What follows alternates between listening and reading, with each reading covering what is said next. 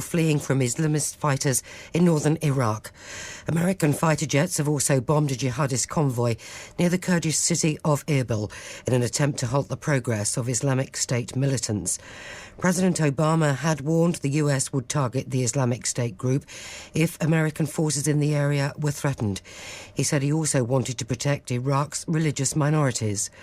A US Army former Vice Chief of Staff, General Jack Kern, says the threat posed by the Islamic State can't be overstated. This organization has grown up, and it is a menace that is destabilizing the Middle East as we know it. The only thing that will stop ISIS is you have to kill them, and it's a harsh word to use, but it's the reality of it, and you have to stop them with force. Here the government is stressing there won't be any British military action in Iraq.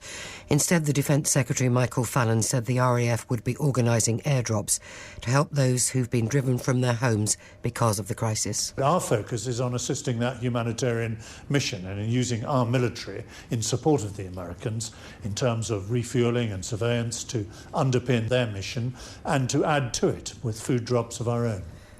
A new wave of firefighter strikes start from today in the long-running dispute over changes to their pensions. They'll walk out between 12 and 2 this lunchtime, then again for an hour at 11 tonight. Identical strikes will take place every day until Saturday. Dave Pitt is the Vice-Chairman of the Fire Brigades Union in the West Midlands. Current government proposals as they stand include a number of unacceptable elements, including firefighters being forced to work until 60, at an age where the enormous physical demands of the job are beyond us as firefighters. That's why we're taking strike action. The new Football League season kicks off today with Birmingham City travelling north to Middlesbrough for their first match. We'll have full match commentary here at 3 on BBC WM 95.6, the station for commentary this season. Blues' only injury concern is Matt Green after Jonathan Spector came through a midweek friendly. Manager Lee Clark says getting to grips with today's opposition has been a part of his side's pre-season preparations. We've had them watch the last 3 or 4 games. I was up in the North East myself personally 2 weeks ago watching them up at Hartlepool to make sure that we've got every thing checked out with. As they're constantly bringing in new players, ones from foreign shores, we continually check on those individuals, see what their strengths and weaknesses are. So we're fully prepared for when the game comes on Saturday. The weather mostly dry and fine, but there could be the odd light shower later. The top temperature today, 22 Celsius, 72 Fahrenheit. BBC WM 95.6 News. There's more online at bbc.co.uk/WM. The voice of Birmingham and the Black Country. You should take in other religions and treat them as you would want to be treated yourself. We are even more intelligent. They treated me with the utmost respect. Iain Lee, Saturdays 9 till 12.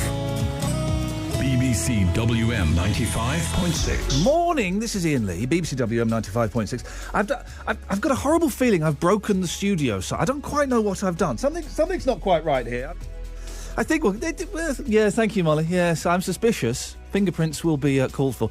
I was trying to fix the microphone, and you've fixed it badly when it falls off. It should never fall. They should stay on. Hopefully we're sounding all right. Morning.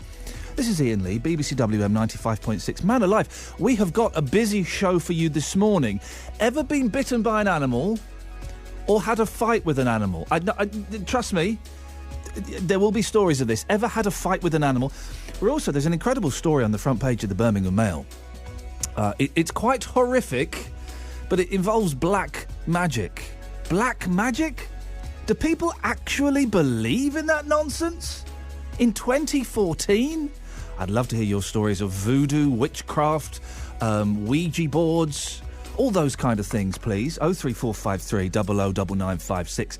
But the big story of the day, it's Iraq. Hey man, it's a mess over there, isn't it? People being chased and persecuted and killed in some of the most horrific ways. Well, very simple question. Should we go and get involved in Iraq? I might surprise you with my answer. I think we should. I think we have a duty to this time. If you want to get in touch, you can email me, ian.lee@bbc.co.uk. You can send me a text, 81333, start your text WM, or you can give me a call, 0803... Still keep doing that old number, what is that about?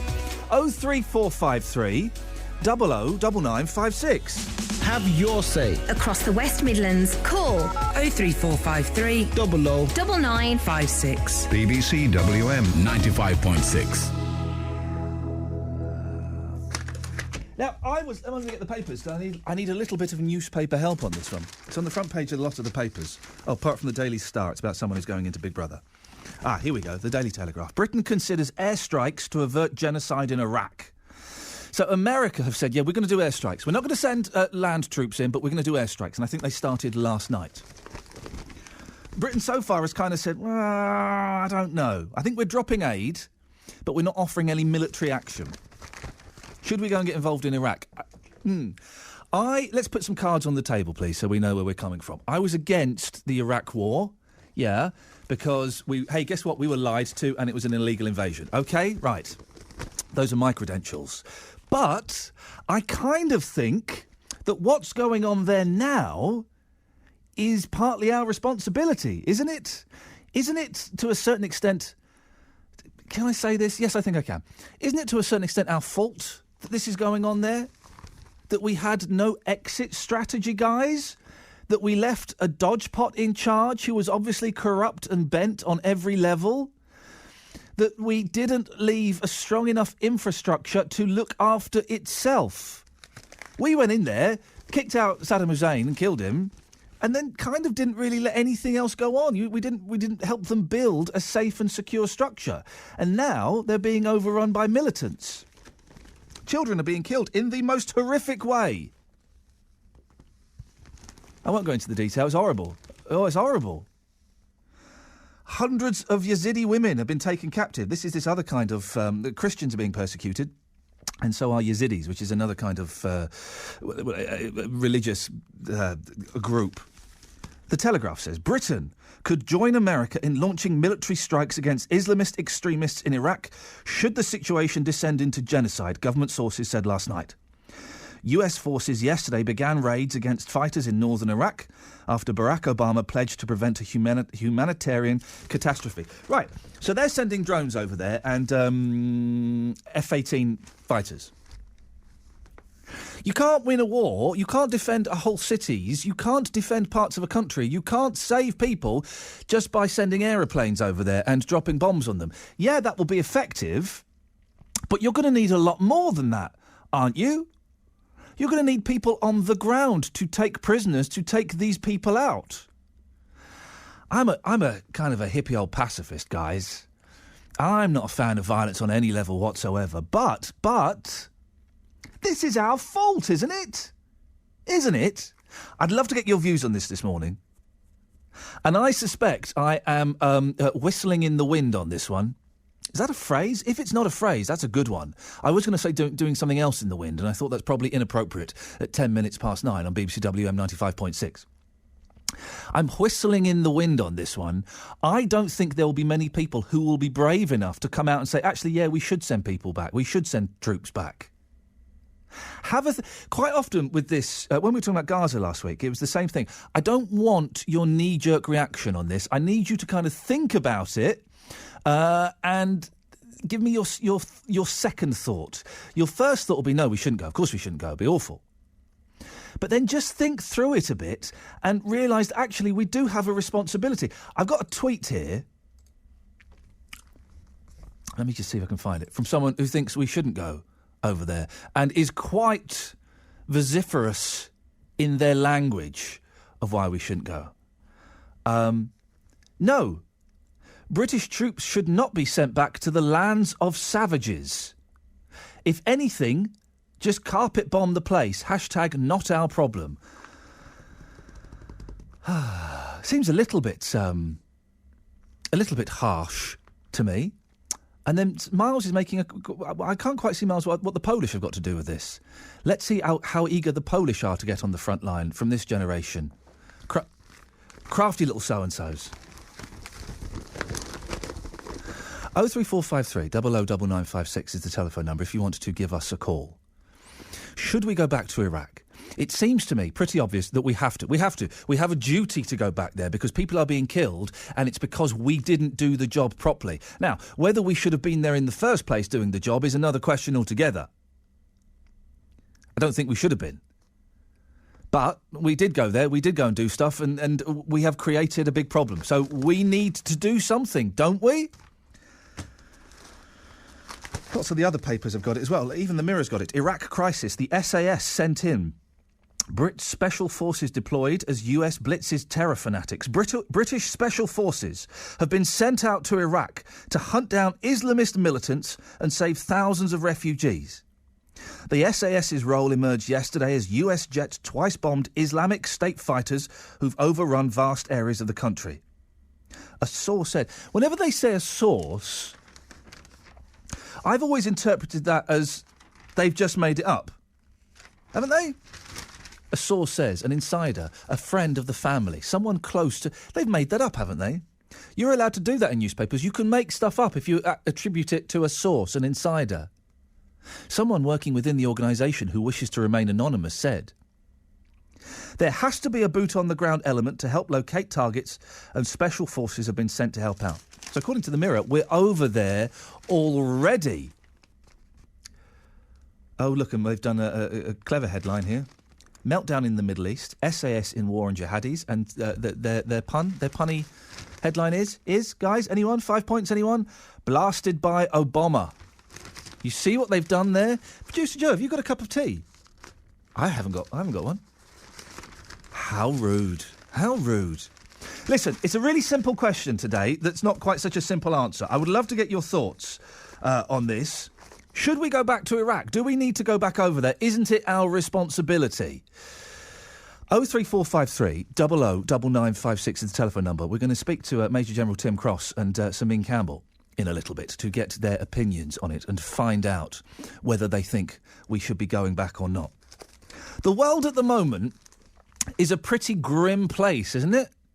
It's a pretty grim place. There's loads of fights and loads of people being killed unnecessarily and loads of children being murdered. But when it comes to Iraq, we have to go and do something. Surely.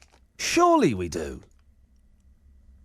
If we'd have gone over there and finished finished, I don't even know what that means, but if we had left the situation with slightly stronger support, then we wouldn't be where we are now. The fact was, we went over there, it became a complete and utter nightmare and a mess, and we withdrew way too quickly, guys. Way too quickly. It's a very simple question. Should we be back in Iraq? If you want to get in touch this morning, you can do. You can send me a text, 81333. Start your text, WM. I'll have a cough on sugar, please. Thanks. You can send me an email, ian.lee, IAIN.LEE @bbc.co.uk. I spell Ian the correct way, by the way, in case you're wondering. Or you can give me a phone call, 03453 009956. Jane Dudley has texted him. ISIS is our creation in one way or another. They are the result of our invasion, so we have to take responsibility for our actions. I say we must do something. Jay, I agree. 03453 009956 is the phone number. This is BBC WM 95.6. Let's get the travel with Liz Saul. Liz. Thank you, Ian. Good morning. It's looking a little bit problematic on the M5 going south now as the lane blocked as a vehicle has broken down in the roadworks again between junctions 5 and 6, the Droitwich exit to the A449. Traffic's rather heavy going. It's lane 1 that's blocked, and certainly because of these roadworks, it means things have snarled up quite quickly. On the M6 toll going north around junction T6, there's still that vehicle which overturned and a lane shut there by the Brownhills and Burntwood junction, although traffic is fairly light passing the scene. In Bearwood, though, nearby, Bearwood Road is blocked because of an accident at Merivale Road near to the primary school. Police are at the scene. Little spots of heavy traffic into Birmingham, particularly around Dartmouth Circus. Of course, you've still got the ongoing closure of the Queensway tunnels. At the M69 going north a little further along from the M6 to junction 1 at the A5 Hinckley turn-off and Nuneaton, that has a lane closed as a vehicle has broken down. Better news, though, in Blackwell. That tree which fell in the road and blocked Spirehouse Lane at Lyndhurst Road has been sorted out and cleared to the side, it seems. Certainly traffic seems to be all right. If you can update us, call BBC WM 95.6 Travel 08453 002288. This is the voice of Birmingham and the Black Country. BBC WM. 95.6. Entertainment. Proper news. Friendly voices. Local views. Simply not acceptable. In fact, it's pretty disgusting. Stories from your local patch. Action from your local match. The spirit of Lee Clarkside back from the brink. Presenters with something to say. You're a man of your word, are you? Oh, I am. Characters from down your way. The people are lovely. Great to get to know them. Not just a DJ. Playing boring songs all day. This is the greatest city on the planet. I love this place. It's just home. It says a lot for the people in it, but it is so wonderful. The voice of Birmingham and the Black Country. BBC WM 95.6. There'll be other things this morning, don't worry. We're going to be talking about black magic. People believe in that stuff in the year 2014. Come on, guys. Ouija boards, voodoo dolls, incantations, spells. It's all a load of old guff. You know that, don't you? 03453 009956. And also, ever had a fight with an animal? I know, you couldn't write this stuff. But this morning we're asking, should we send troops back to Iraq? Well, the government is stressing there won't be any British military action. Instead, the Defence Secretary, Michael Fallon, said the RAF will be organising airdrops to help those who've been driven from their homes because of the crisis. But should we be going out to sort out a situation that I feel we're kind of vaguely responsible for? I'm joined now by Major General Tim Cross, who was one of the most senior British officers in the... the most senior British officer in the transitional government of Iraq. Good morning to you. Good morning. What do you think about what's happening out there? Do we have a responsibility to go and help out? Well, I think, like most of these questions, there's no right or wrong simple answer to this. I think there's two or three issues inevitably. One is, yes, of course, our engagement in the Middle East over the last, long time, actually, means that we have some sort of linkage to all of this. I think the refugee crisis and the situation with the Christian minorities is extremely serious, and we have to decide whether or not we... To put it most simply, Tony Blair decided and made a big issue out of the fact that we wouldn't just engage with these places from a national interest point of view, that there was a values problem as well. And so his engagement in the Middle East, his engagement in Kosovo and so forth was based on the fact that you can't stand by and watch as thousands of people get massacred. And it's not insignificant that President Obama is using the word genocide when it comes to the situation with the minorities, and particularly the Christian minorities in the Middle East. So there's that issue about whether or not as a nation we believe it's important, upholding our values, that we have to do something about places where lots of people are getting killed and brutally treated and so on. And then linked to that, there's the situation of the Middle East as a whole and this deep Sunni-Shia divide about whether or not we should be involved in that. Now, I've got no doubt at all that the vast majority of our politicians, and particularly our leadership here in the UK and in the US, do not want to get re-engaged and put ground forces back into Iraq. The problem is that if ISIS, or IS as they now call themselves, the Caliphate State, do begin to incur into the Kurdish region, if they were to, for example, to become a serious threat in Erbil, the Kurdish region is very important to us. We have strong links to it. We had an operation there in 91 called Operation Haven, where 3 Commando Brigade, working with the Americans, led by a guy called Jay Garner, conducted a major humanitarian operation in the mountains in the Kurdish region, the north of Iraq, back in 1991. And, of course, we then established the no-fly zones in the north and the south in the 90s, before the invasion in 2003. So, we have a history here. And this decision about, how do you deal with these events as they unfurl is an extremely difficult one. I've got no doubt politicians do not want to be back there, but events will drive this, and we may find ourselves having to engage. Oh, if David Cameron said, right, guys, we're going to send troops over there, that would be an instant election loser, wouldn't it? Because towards the end of the Iraq War, the majority, I would suggest, of the British public were kind of, come on, can we get our boys out now, please? Oh, yeah. No, absolutely. But, he's not going to stand up and say that, overnight. I've quoted it before, but Prime Minister Macmillan was once asked by a young journalist like yourself, what is the most difficult thing about being Prime Minister? And Macmillan replied, events, dear boy, events. And that's where we're in the middle of, as is always the case. So it's not a matter of David Cameron standing up today and say that's what we're going to do. This will be an incremental process. Yeah. And the issue is, can we drive these events, or are we going to be driven by them? And at the moment, we are being driven by them.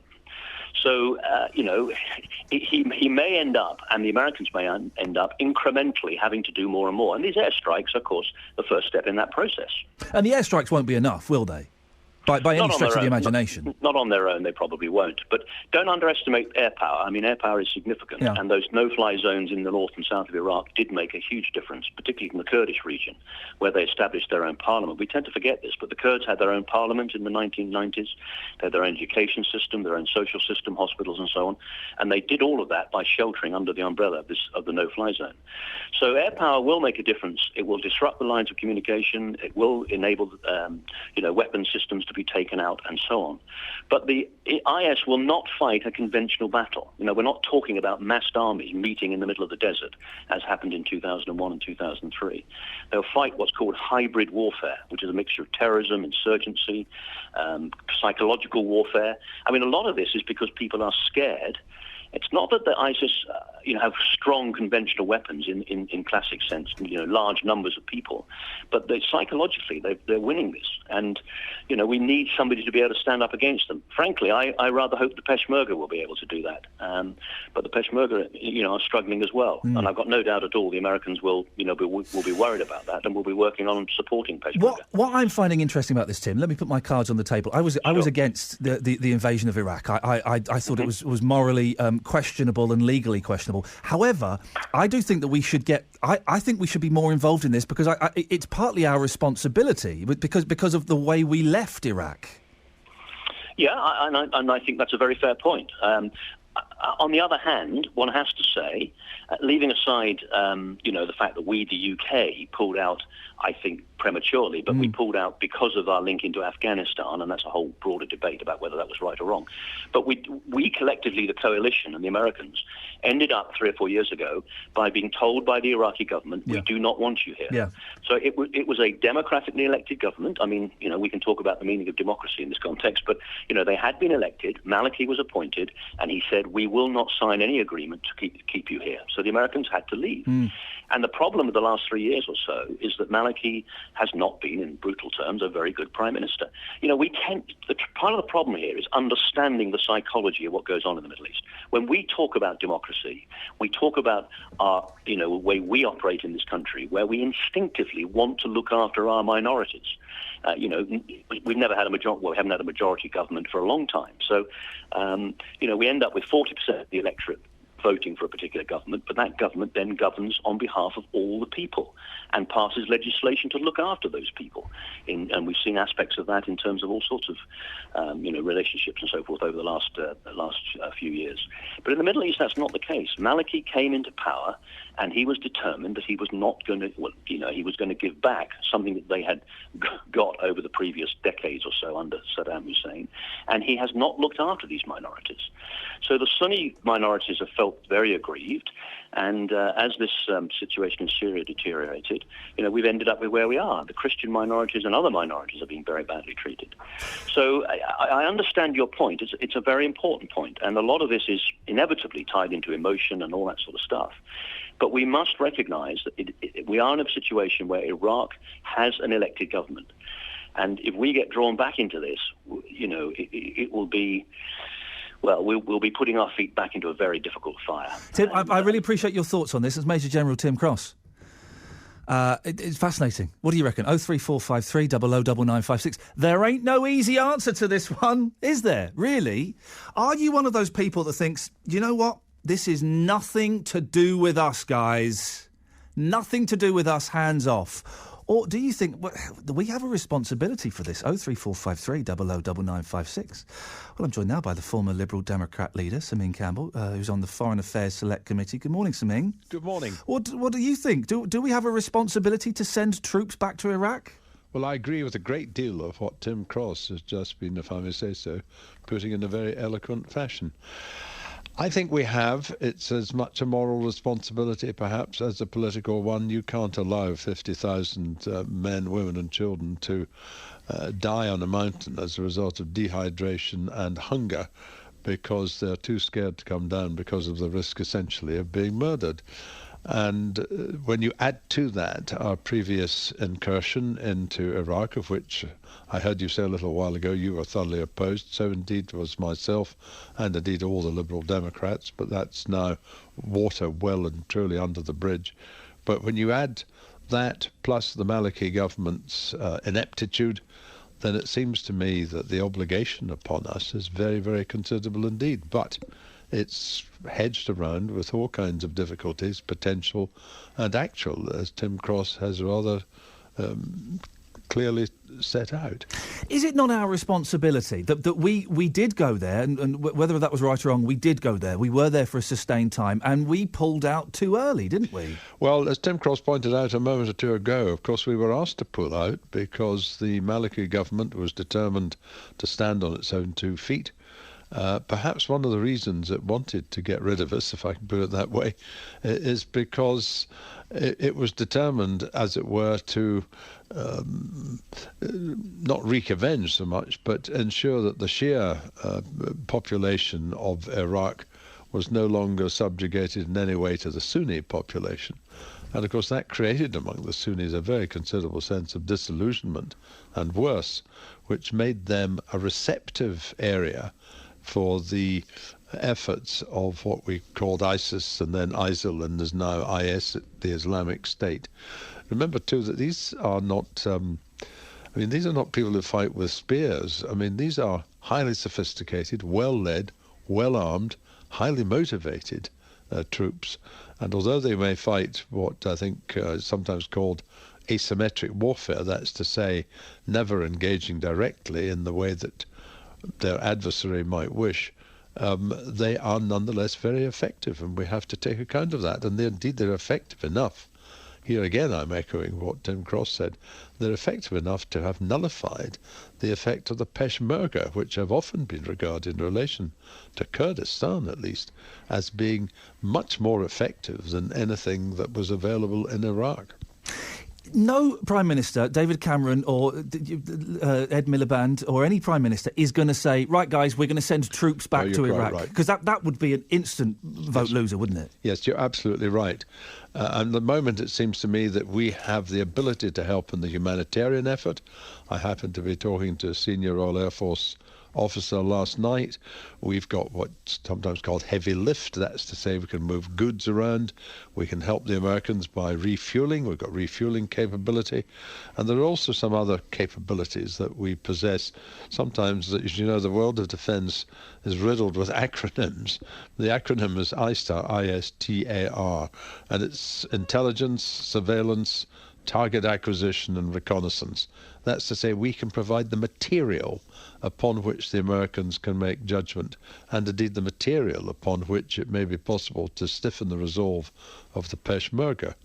But unless that resolve is stiffened, then questions will arise about putting troops on the ground. But as you rightly say, there is no appetite on this side of the Atlantic, or indeed even more so on the other side of the Atlantic, for anything of that kind. Why? Because President Obama's unique selling point as a candidate for the presidency was he'd been against the invasion of Iraq under George W. Bush, and he was determined to bring America home, both from Iraq and from Afghanistan. In a few months, there will be the 2 yearly elections in the United States when a third of the Senate are up for re-election. At the moment, the Democrats hold the Senate, but narrowly. They've lost the House of Representatives. If President Obama gets this wrong, then there's a very substantial risk that the Democrats would lose the Senate as well. And in those circumstances, the last 2 years of his presidency would be impossible for him, because he would be met by opposition all round Capitol Hill and in Washington. Simin Campbell, I appreciate your time and your thoughts on that this morning. Simin Campbell, former Liberal Democrat leader, Foreign Affairs Select Committee. Right, over to you, dear listener. I think we have a responsibility, we have a duty to go there and help these people, don't we? It's not going to be popular. People aren't going to be giving it the thumbs up, going, yeah, all right, guys, yeah, let's send our troops back over there. But don't we have a responsibility to do this? Or maybe you're one of those people that thinks, hang on a second, why are we pretending to be the world's police? It's nothing to do with us. We got problems over here. that we should be sorting out. 03453 00956. Iain Lee. On BBC WM. 95.6. The voice of Birmingham and the Black Country. Hey up, Malcolm. Hello. Hello, fella. What you got for us? Good morning. Good morning, Malcolm.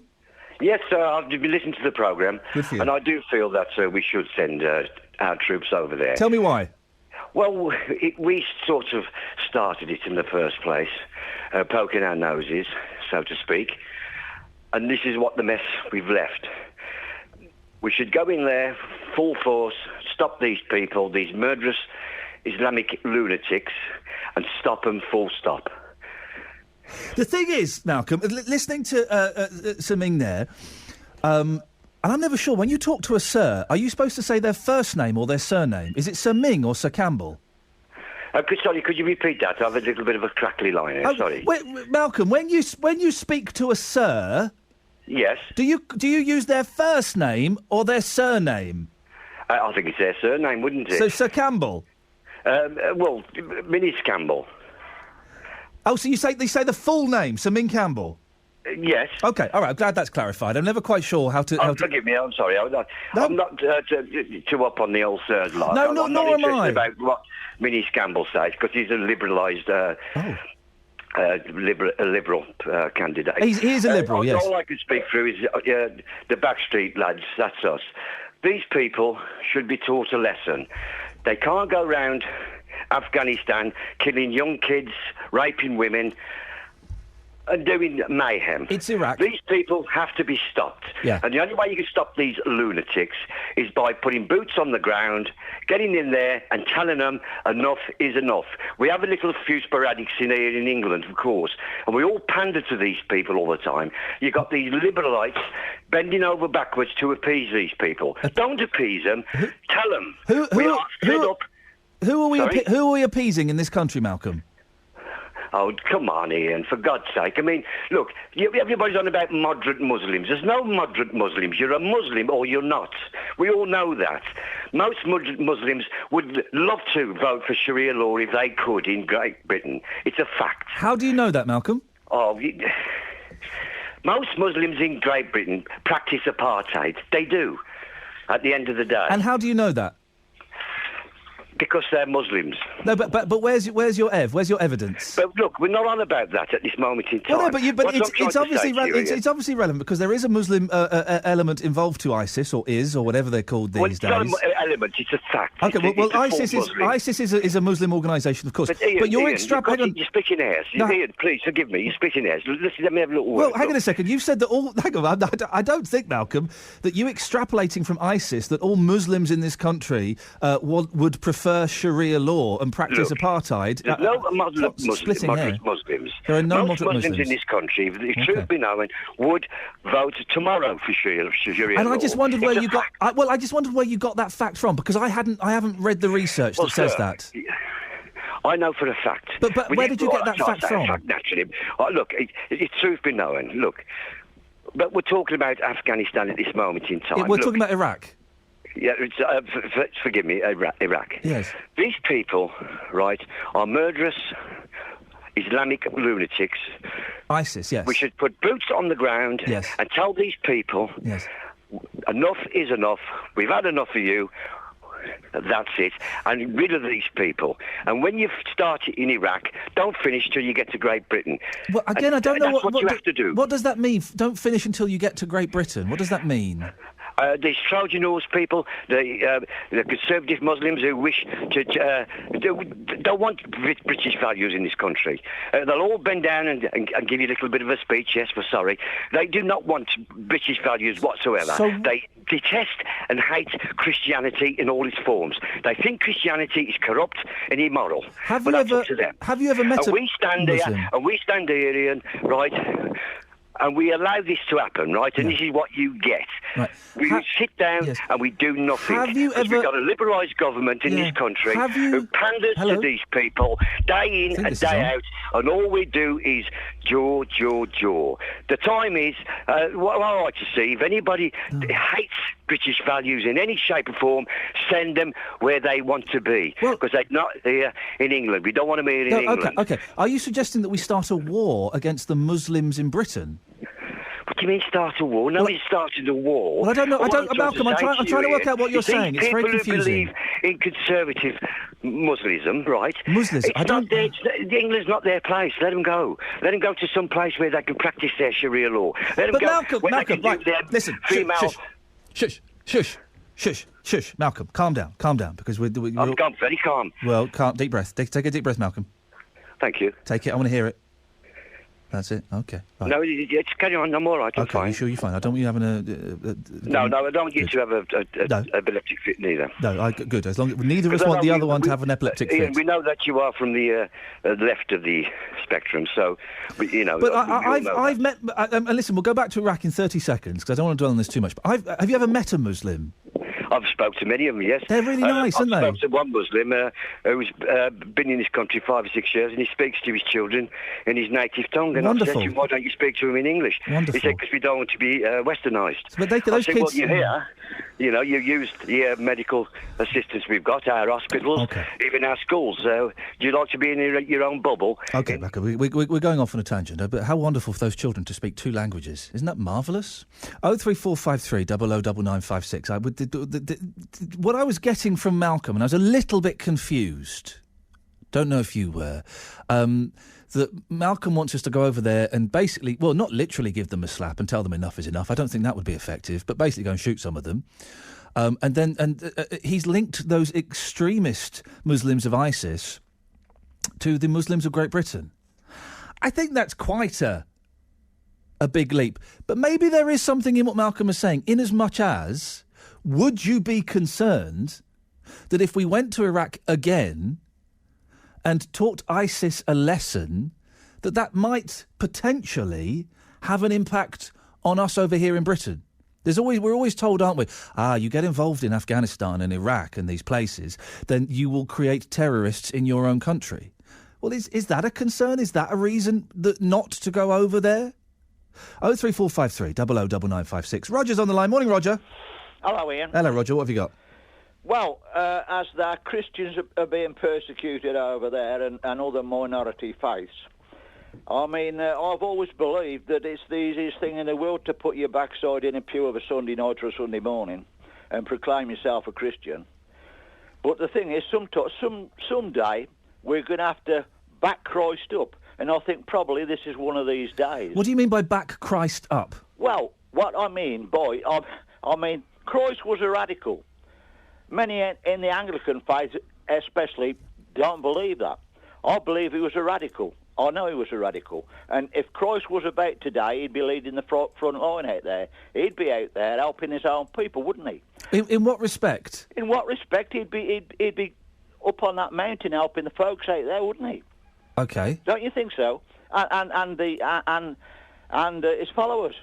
The thing about it is, I mean, I know Christianity is as weak as it's ever been in this country. Yeah. But when you look at it, Malcolm was talking about the Muslims. One thing I applaud the Muslims for, the lads that went from here and went out there and fought for their own people out there, I think that's to be applauded, actually. So are you saying, Roger, that because we used to be a Christian country, that we should go over there to defend the Christians and back up Christ? Well, if because we're not a Christian country now, are we?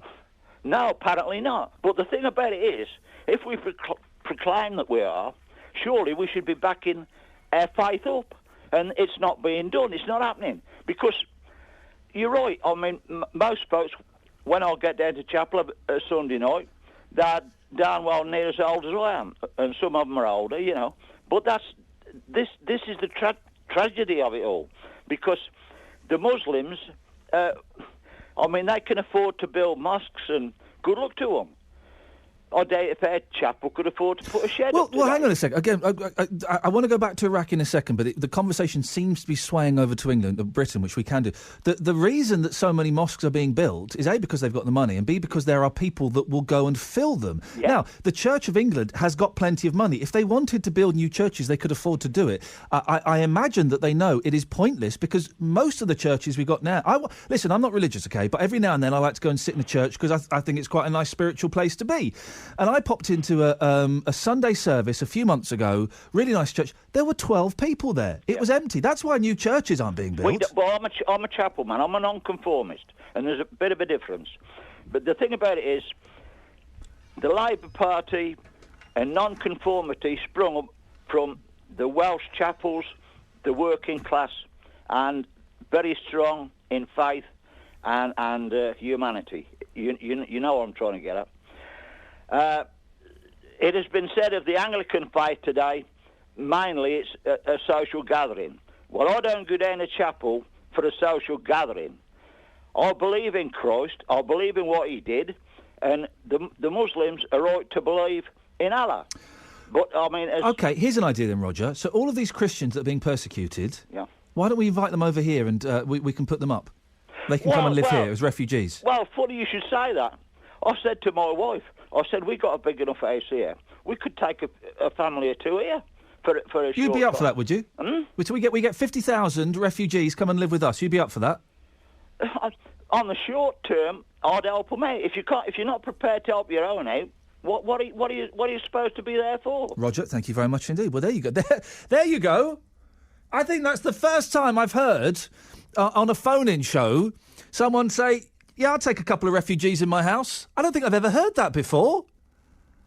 I think I've heard the figure of 50,000 Christians that are being persecuted. I'm not sure. We'll have a little look and find out exactly what it is. But I don't think I've ever heard anybody on a phone-in show say, "Yeah, OK, bring 50,000 people over here. I'll put a couple of families up in my house." Is that what we need to do? It's interesting. He was coming there from a very Christian background. I don't think that we are a Christian country anymore. There is a strong Christian element. Of course there is, and well done to them. But we're not a Christian country anymore, are we? We are a mixture of Sikhs and Muslims and Christians and atheists and agnostics and Jews. And isn't it wonderful because of that? Isn't that what makes this country so great? Really? The fact that we're all together and most of us are getting on. Yeah, there's one or two dodge pots. I don't agree with the first caller. Not all Muslims want Sharia law. Not all Muslims are diversive and practice apartheid. Most of us get on all right. There are one or two Jews and one and two Christians and one and two Muslims and one or two Sikhs and one or two atheists and, one or two Satanists that are complete and utter dodgepots, maybe more than one or two Satanists, that are complete and utter dodgepots and do not want to live in harmony. But most of us do, don't we? 03453 009956. It's interesting how this conversation is developing. It started off talking about Iraq, the situation in Iraq. I'm keen to focus it on that, but it does seem to be expanding slightly. So the key focus is, should we be going back to Iraq to fight ISIS, is whatever they're called now? Is it our responsibility to go back? And if you don't want to go back, would you be willing, as our last caller suggested, to accept 50,000 refugees in the country? If you're a Christian, would you be willing to put up a couple of Christian families from Iraq in your house? If you are a Christian and you wouldn't be prepared to put up a couple of Christian families in your house, refugees who are being persecuted, does that mean you're I've only got a clumsy phrase for this, so I'm going to say it and I'll hope you know what I mean. If you're a Christian who will not put up Christian refugees from Iraq, does that make you a bad Christian? It's a clumsy phrase, I know. Producer Joe's laughing. I know, it's kind of ham-fisted. But I can't think of a better phrase. We'll explore it and maybe we'll get there. But surely the Christian belief is you look after people who are in need. Well, these Christians in Iraq are in need right now. 03453 009956. Ranjit, Gary, stay there. Be with you in a second. Right now, it's 9:45. Let's get the latest travel news. Here's Liz Saul. Thank you very much, Ian. The M6 going south is struggling. There was an accident which briefly closed a lane between junction 9 and 8, the Wednesbury turn to the M5 interchange. Although the accident has quickly been cleared out of the carriageway, it's caused quite a bit of congestion back to 10 at the A454 Wolverhampton and Walsall junction. At the A5 around Caldecott's looking rather slow going, and some roadworks around Weddington Lane. And it's looking problematic in Bearwood Bearwood. Bearwood Road is blocked because of an accident at Merivale Road near the primary school. Better on the M5 going south. That vehicle which broke down in the roadworks has been quickly recovered out of the way between 5 and 6, so traffic's flowing a bit better between Droitwich and the A449 turn. That vehicle which overturned on the M6 toll going north just before junction T6 at Brown Hills and Burntwood has also been cleared out of the way as well. If you can update us, call BBC WM 95.6 travel 08453 002288. Most everything worthwhile is born of some dreamer's dream. Those words were hung on the wall of the office of Herbert Austin, the founder of the Austin Motor Company at Longbridge. World War I at home. By 1915, things were getting really difficult. So the police began to pull in men of military age, particularly those of German and Austrian extraction. BBC WM reveals the untold stories of World War I in Birmingham and the Black Country. And it says here on the inside, it says, with hearty Christmas greetings to the wounded soldiers and sailors, Cadbury Brothers Limited, Bourneville. World War I on the BBC. All this week on BBC WM 95.6. Morning, this is Iain Lee, BBC WM 95.6. We're talking Iraq. Don't worry, coming up, Black Magic. Never had a fight with an animal. Ever had a fight with an animal? Oh, that... I don't think I've ever kicked a dog, but I'm looking... No, I can qualify this. I'm looking for the opportunity to kick a dog.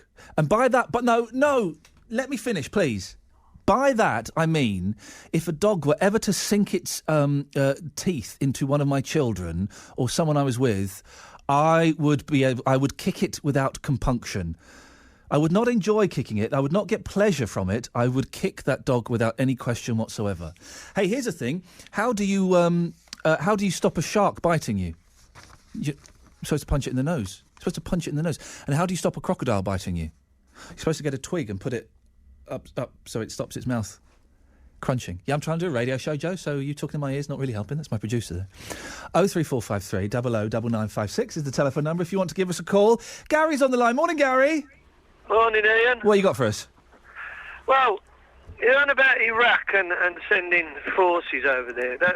It's not forces they're asking us for, because the Iraqi government are asking us for help, because the events of what's happening now in Iraq is because of what's happened in Syria.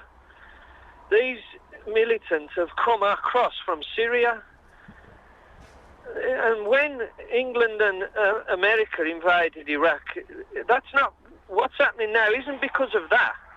It's because of the events in Syria. So the Iraqi government now they're asking us for help. They're asking us for aid, not foot soldiers. Well, yeah, they need aid, but there will need to be some form of military action taken. The Iraq army is rubbish. It's a load of old dodgepots. There are some very, very brave men in there who fight, but there's a significant number who, as soon as they see a bit of trouble, they literally put their guns down, take off their uniforms and run away. Yeah, but this country and the government shouldn't feel guilty of what happened before, because what's happening now isn't happening because of what happened before. It's happened because of Syria. No one's mentioned Syria. You know, well, no one sent foot soldiers to Syria. All this is happening now is because of what's happened in Syria. Yeah, but, there are a significant number of members of ISIS who are from Syria, but they are also, there are a significant number, and I don't know the percentages, who are Iraqis as well that are picking up arms. Well, they left Iraq to go to Syria to fight that war, and now they're all coming back this way. Isn't it our fault, though, Gary, to a certain extent, in that we went over there, and it could be argued we only did half a job, and then we naffed off as quick as we could? Maybe to an extent, but not an extent to send foot soldiers in. I mean, you can send some form of military experience, but, you know, as far as us, why not the rest of Europe? Why don't they get involved? You know, so we would have to wait for Germany and Italy to get involved when they weren't particularly involved in the situation. It was primarily America and us, wasn't it, last time? So it's not really Germany's fault. No, but it's supposed to be all under one umbrella. So why don't everybody intervene? Are you a Christian, Gary? No, I'm a C of E. Well, hang on, that's Christian, isn't it? Well, if you want, I'll regard myself as C of E. Well, but hang on, this is an odd delineation. Isn't the Church of England a Christian church?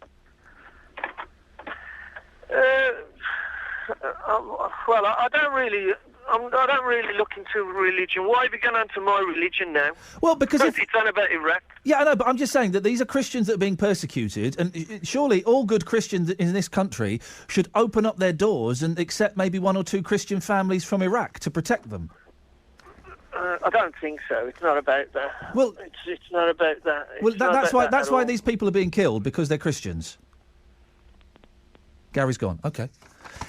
I've never heard someone say, no, I'm not Christian, I'm a C of E. I've never heard that before. C of E is definitely... Yes, you could argue, if you go back in time, it's a made-up religion. Why is it made up? Oh, because was it Henry VIII who wanted to get divorced? And the Pope wouldn't let him, so he made his own religion. All right, he's the original L. Ron Hubbard, isn't he? Just, that one doesn't work for me. I'm going to make my own. Okay, let's put it to you. If you are a Christian in this country, surely it is your duty to accept a Christian family from Iraq, isn't it? They are your brothers and sisters who are being persecuted. I've just been handed this from producer Joe, Archbishop of Canterbury. Here we go, look at this. This is what I'm calling for. I'm not calling for anything, this is what I'm suggesting. Archbishop of Canterbury urges Britain to open doors to persecuted Iraqi Christians. The Archbishop of Canterbury has called on ministers to offer asylum to Christians driven from their homes by Islamic jihadists rampaging through Iraq. The Most Reverend Justin Welby backed calls by a number of bishops who said Britain should offer sanctuary to thousands of Iraqis.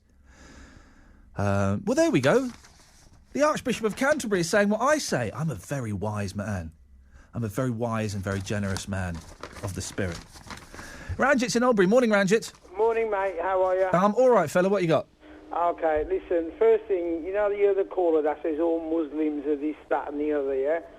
I blame the media for making people Islamophobic, but that's not what I want to talk about, okay? You know, I don't think... Well, hang on. I don't think it's necessarily the media's fault, because not all of the media portrays Muslims as being dodgepots that want to kill us and, live separate lives. There are elements of the media that imply that. Some state it outright.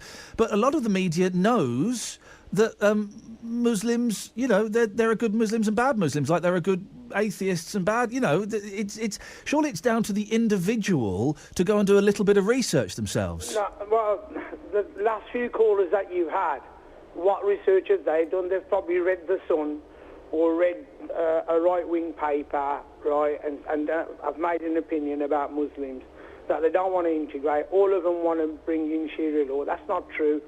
Okay, so that's what's happened now. Anyway, I want to talk about Iraq. Go on then. Okay. Should we be over there?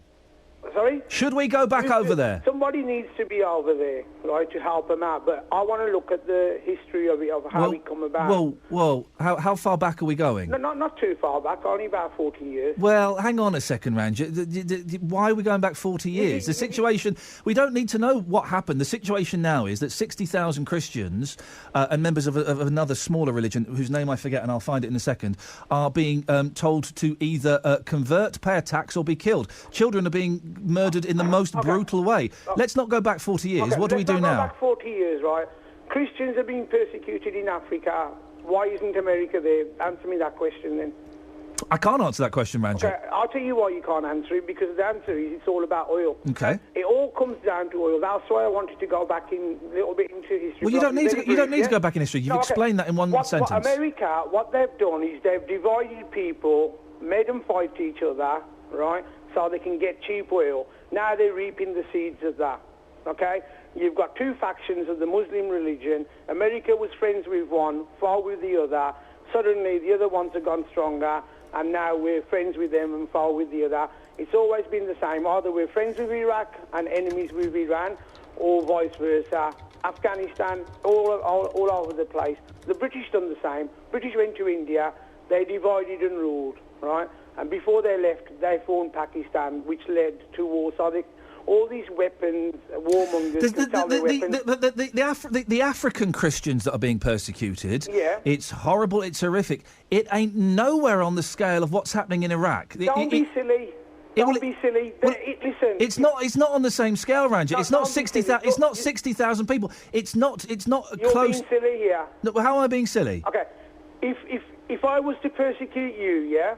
Okay, Well, you're not interested I when feel you've you got do, another Ranjit. 59,000 with you or on No, your own. but Ranjit, you're being persecuted. Yeah, but we can't send troops to Africa. We can. Why can't we? We can't send troops to Africa because one woman has been killed because she's a Christian. And in fact, no, Ranjit, and I'm afraid that's how the world works. There isn't one. There's white farmers that have been killed in Zimbabwe. Yeah, well, why haven't we gone there? But we're not going there because of colour. 100,000 and Sikhs got killed in Punjab in 1984. Why didn't anybody go there? Well, because... Is that one? That's 100,000 and genocide But we're is still not happening in Punjab now. Yeah, I know things are happening in It's all Punjab. about oil. You've got to resign to the fact it's all about oil. It ain't about anything else. But Ranjit, you raised the comparison with Africa, and in Africa there are not 60,000 Christians that are being forced out of their homes. That have been wiped out and the media hasn't reported it. Okay. Ranjit, ever had a fight with an animal? Me, no. Would you, though, if you had to?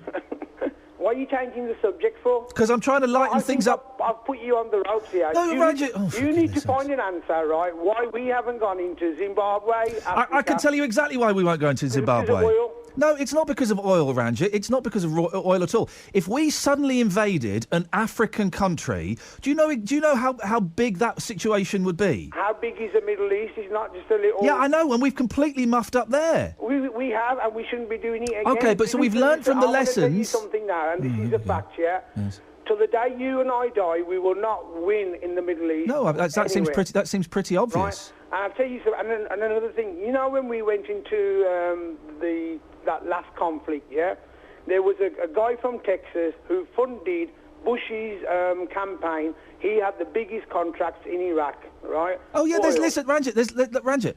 War is there is always corruption within war. Of course there is. Yeah, but until we stop being lapdogs to America, yeah, this country isn't going to move forward. Ranjit, thank you very much indeed. 03453 009956. He mentioned Africa. I'm focusing on Africa, and he kept moving the goalposts. He wants to talk about Christians being persecuted in Africa. Yeah, it happens. It ain't 60,000 Christians that are being chased up mountains or chased out of their towns. Well, then he goes on to talk about the farmers in Zimbabwe. OK, that's a different argument altogether. We can't go and invade Zimbabwe because farmers are being persecuted and chucked off their land. Yeah, it was terrible, but hey, didn't we chuck black people off their land to get those farms in the first place? Ranjit, always fun. James is in Birmingham. Morning, James. Morning. James, what would you like to say? Yeah, I've been listening to what you've been saying about... to me, it's a bit blasé what you've been saying about Christians taking in the Christians... Why is it blasé to suggest that Christians should open their doors to Christian families from Iraq that are being persecuted? Why is that blasé? Why aren't you asking the same questions to Muslims? I don't... Well, it's not Muslims that are being persecuted in Iraq at the moment, it's Christians. Well, there is. There's Muslims being crucified out there as well. But the way you're doing it is as if to say, oh, yeah, Christians always go on about, looking after each other and all that. Well, that's a basic tenet of Christianity, isn't it? Yes, it is. But it's also, Muslims also believe they should look after each other as well. James, so why aren't you asking the same questions James, because because the story isn't 60,000 Muslims are being chopped in half by Christian extremists. That's not the story. The story is that this is happening to Christians. At the same time, there is Muslims out there being persecuted as well. So why don't you put the question to everybody instead of just targeting one section of the community and then doing it the way you're doing it? James, I will ask the question then. If you're a Muslim, would you open your doors to some Muslims who are being persecuted in Iraq? Is that better? I also do believe we should help the Christians that are out there. Oh, there you go then, James. You're arguing for argument's sake. And in many ways, I respect that. James, thank you very much indeed. 2 more hours. I was about to finish then.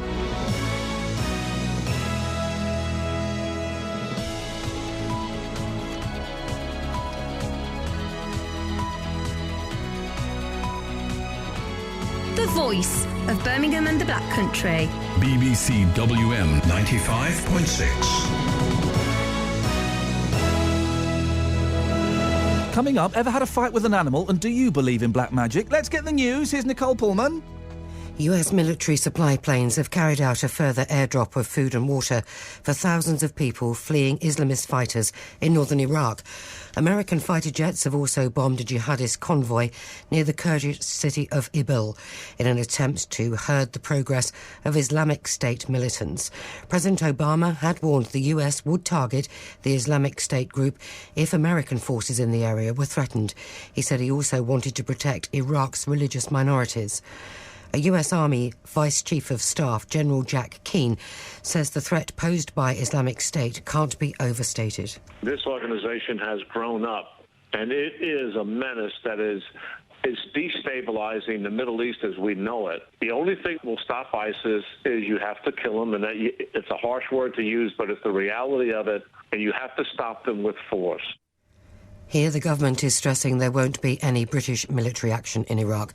Instead, the Defence Secretary Michael Fallon said the RAF would be organising airdrops to help those driven from their homes because of the crisis. Our focus is on assisting that humanitarian mission and in using our military in support of the Americans in terms of refuelling and surveillance to underpin their mission and to add to it with food drops of our own.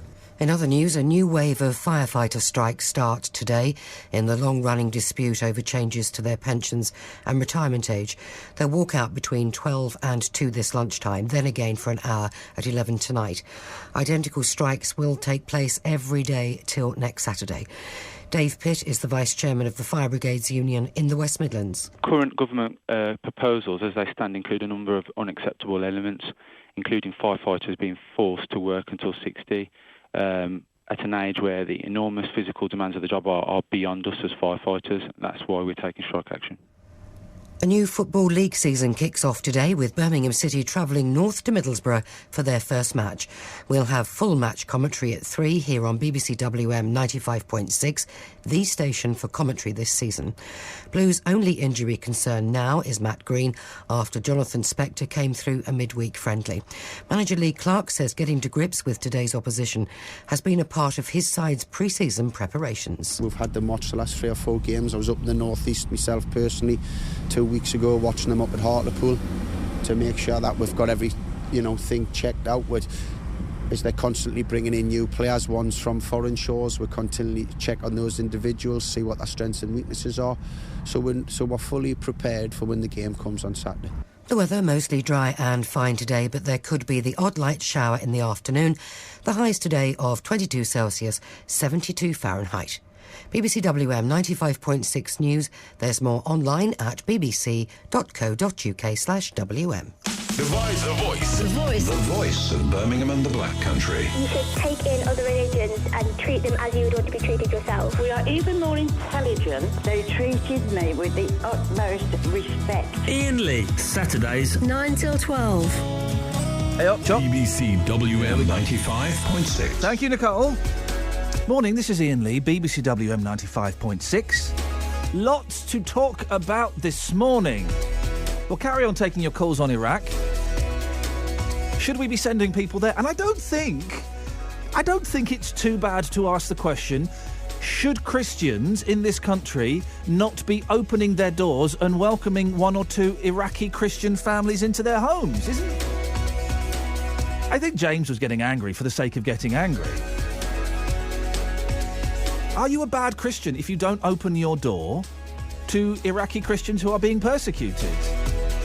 Surely that's one of the basic Christian tenets. The Good Samaritan, anybody? Anybody? 03453 009956. In this hour, we're going to talk about ever had a fight with an animal. There's a story about a gentleman being bitten by an adder in this country. Hey, you know ladybirds bite? Ever been bitten by a ladybird? Those things sting. I remember going swimming on my honeymoon in the sea, and I had to get out because I was getting nibbled by these tiny fish. No one else was. Ever been bitten by an animal? Ever had a fight with an animal? 03453 009956. And an incredible story on the front page of the Birmingham Mail. Black magic thieves stole my baby's body. Does anybody believe in black magic, voodoo, witchcraft? in 2014? Iain.lee@bbc.co.uk. 81333.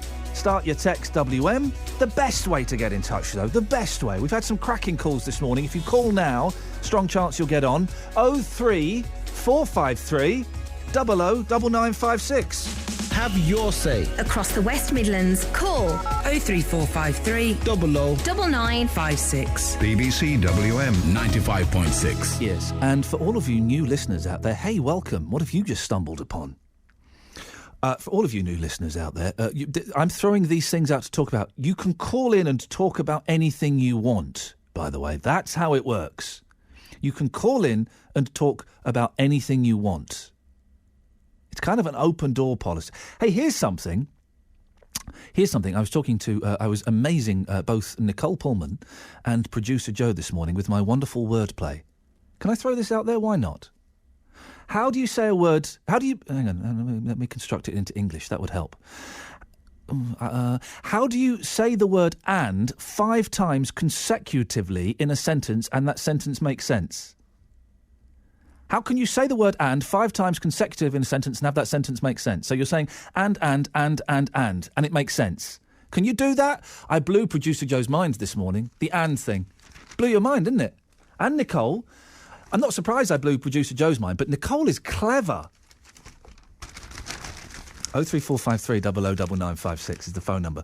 Incredible story I saw on the front page of the Birmingham Mail. I can't hear you when you whisper in my ear. Something's gone very, very quiet. And I've obviously turned something down, so I don't know what. Let me just play with these. Maybe that'll work next time. Do you want to try and say something now? See if I can hear that? No? OK, fine.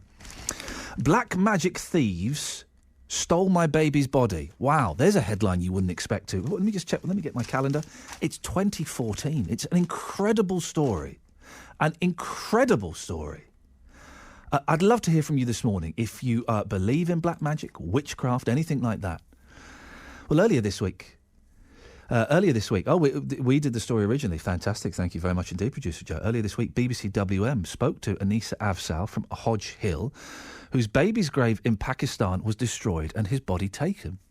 Authorities in Pakistan say they believe the body was taken for use in black magic. Well, Anisa spoke to BBC WM 95.6 earlier in the week, and she told us how she'd found out his body had been removed. A couple of weeks later after that, she rang me again. She goes, "Your graveyard's been trashed again, but they've taken the baby as well."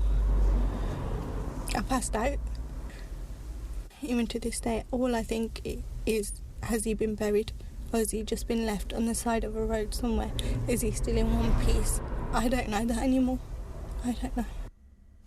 Dear, how horrific for that poor woman and her family. But black magic? Really? Come on, guys. 03453 009956. Do you believe in this stuff? Well, one person who does is Guruji from Great Bar, who specialises in removing black magic from people who believe they've been cursed. Good morning to you, Guruji. Good morning. Guruji. Yes, please. Come on. Black magic in 2014? Really? Even in 2016, you find black magic. It doesn't matter if it's 2014 or 2013. First of all, you must know what's the meaning of black magic. Black magic is traditionally referred to the use of supernatural power or magic for evil and selfish purposes. Yes. When you use something to destroy other people, it's called black magic. And it's belong to devil worship. But so, Guruji, you believe that there are people going around doing spells, putting hexes, doing some juju on people, and that's having an impact on their life. So someone could put a curse. Someone could put a curse on me. So what? That I have a car crash? Oh, it's not a curse. What is it? A spell? No, it's not a spell. The thing is, we believe in astrology. We believe in spiritual healing. Even government believing spiritual healing. Therefore, I believe National Lottery give NHS more than £200,000 to do spiritual healing. What spiritual healing is the NHS doing? No, NHS not doing spiritual healing. They employ spiritual healers. Okay.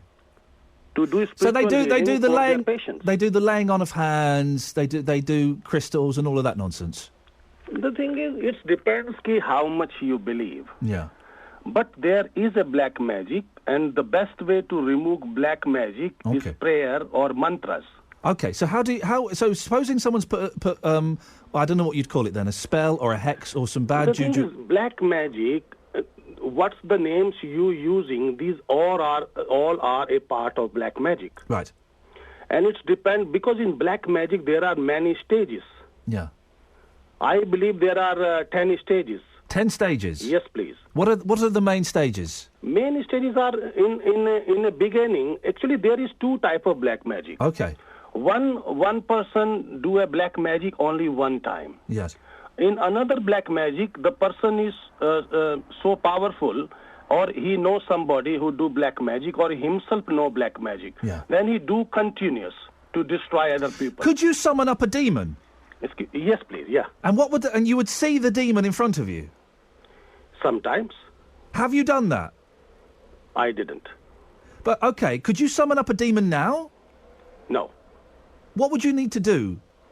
The thing is, if you see a demon, the best way to do it, only spiritual prayers. Right. Because your spiritual prayers are so much powerful, the demon can't touch you. Right. Right. Demon, devil, you find a ghost, you find everywhere. But if you are very powerful, strong enough, yes, then these things not affect you. So, but Guruji, one of my concerns about exorcisms and removing demons from people is that quite often there are examples of people having demons exorcised when actually they're not possessed, but they're mentally ill. Yes, sometimes it's happened. Yeah, and that sometimes mentally weak people see demons everywhere. But not mentally weak, mentally ill people. Mentally ill. Mentally weak or ill, it's the same thing. Oh. And do you believe those people should be exorcised? Or should they go and take medication? If they pray to God every day, minimum 15 minutes, yeah, or take doctor advice as well, yeah, which is very important. Because if you feel something happening to you, you go to doctor. When doctor not able to help you, then you can go to spiritual healers. Right. So people go to spiritual healers out of desperation when nothing else will work? Yeah. Yeah. How much do you charge for your services, Guruji? The thing is, it depends what's you looking for. Okay, right. I think that someone's put a curse on me because I'm having really, really bad luck, and my marriage is falling apart, work is going wrong. How much would you charge to remove that curse? Is, I don't think these things will affect you. I believe these things only affect you when you are suffering from bad planets. What? Planets. Astrology. What's Uranus got to do with it? Yeah, of course. Suppose you are suffering from Lord Rahu, or you are suffering from Lord Saturn. You have planets lost me now, sir. Excuse me? You've lost me now, sir. Lord Lao. No, I'm telling you the planet's name. What's going on? What's that music going on? These planets, only when these planets are bad, then only black magic happened. Okay, but supposing some black magic has happened to me, the Uranus is bad, Lord Lao is bad, I come to you, I want you to lift this curse from me. How much would you charge me, Guruji? It's from £300 to £900. Flippin' heck. And it will take from 6 weeks to 12 weeks. God blimey. So £900, I imagine, is kind of the Vanden Plas. No, from £300 to £900. Okay, that's a lot of money, isn't it? No, it's not lots of money because it's a big job from 6 weeks to 12 weeks. It could be argued, Guruji, and I'm not suggesting this, but I'm just saying what some of my listeners may be thinking. It could be argued that you are exploiting vulnerable people. What would you say to that accusation? No. I'm not doing like this because I'm giving these services in UK for last 20 years. Yeah. You're doing and right. when I came in this country, I was the guest of British Airways. Yeah. And they brought me here from New Delhi. Could you do a freebie on me, Guruji? Could you put like a good spell on me? I can. Go on then. But I only do things by mantra.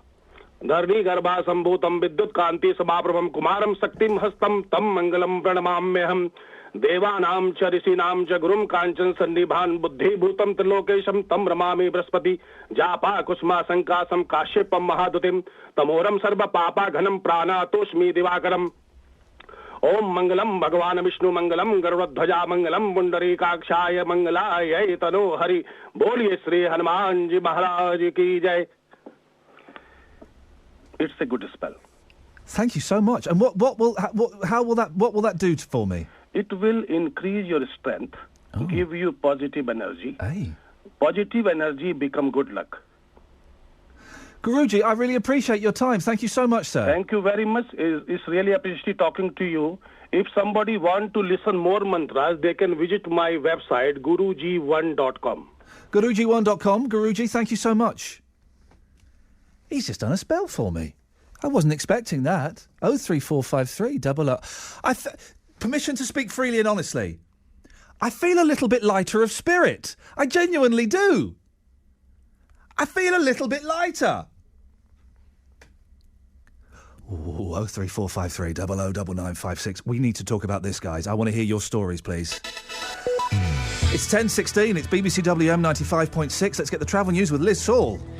Thank you very much, Ian. The M6 going south is still struggling to recover from an accident earlier on. The congestion between 10 and 8 on that southbound side. The A454 Wolverhampton and Walsall turn through to the M5 interchange.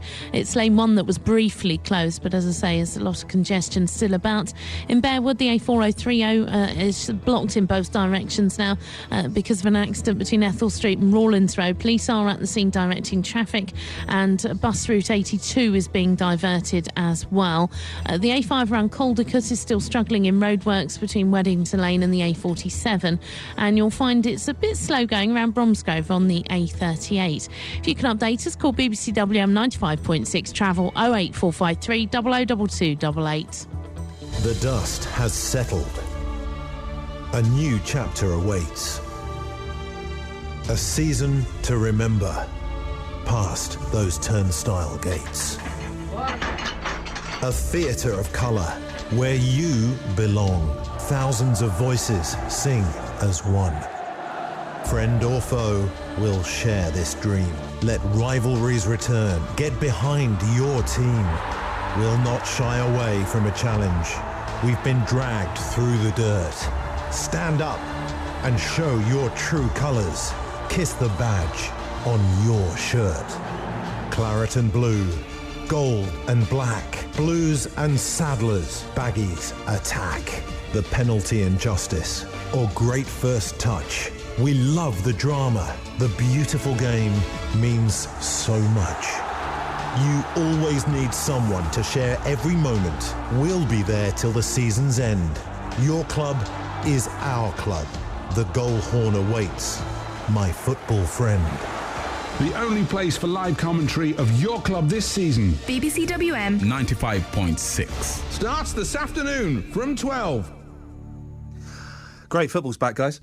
I'm looking at Guruji's website. I honestly, I feel a little bit lighter after Guruji put that spell on me. I feel a little bit lighter in my head, in my spirit. Listen, you know, things are a little bit tough at the moment. That has kind of perked me up. I've gone to Guruji's website, guruji1.com. Yeah, I mean, there's a flashing Christ at the moment. I'm trying to get past that. But it really is. There's a picture of him. He looks like a very, very friendly gentleman, and it certainly warrants. He has a premium rate phone line as well. Remove black magic line. If I'm reading this correctly, to call the phone line is £251. If I'm reading that correctly, I don't know, and I hope I'm not doing the gentleman a disservice. Right, over to you, dear listener. Black magic comes from an horrific story that we've covered on BBC WM 95.6. It's on the front page of the Birmingham Mail this morning about a baby that was dug up from a grave in Pakistan. Mum lives over here in Birmingham, to be used for black magic. Does anybody buy this stuff? Does anybody believe in this stuff? I feel a little bit lighter then. Was it because of the spell? Probably not. Because he was a nice bloke. I like talking to nice blokes. He made me laugh. He was kind. That's a nice thing. Maybe that's put a nice, happy spirit in me. Your stories, please. Other believers and non-believers. Ever had a go at a Ouija board? I remember doing a Ouija board as a kid. Look, see, producer Joe, who is a sensible person, mention Ouija board, she's doing that. Oh, no, not me. Oh, I wouldn't do that. Why? Why would you not do that? It's a piece of... Do you know who used to make Ouija boards in this country in the 70s and the 80s? Do you know anybody? Anybody? Waddingtons, the toy makers. I know, that's true. I had a Waddington's Ouija board. Isn't that crazy? And they're all nonsense. Ouija boards are nonsense. You can't talk to dead people, right? But I remember doing it as a 15, 16-year-old kid in the woods. Yes, we may have had a few beers with us. It was, 10:30 at night. It was dark. We were in the woods and we scared ourselves. But that's what they're toys, aren't they? It's not real. Your stories, please. Believers and none. I'll tell you my story about the traffic warden in a minute. I must remember to do that. 03453 009956. Imran's in King's Heath. Morning, Imran.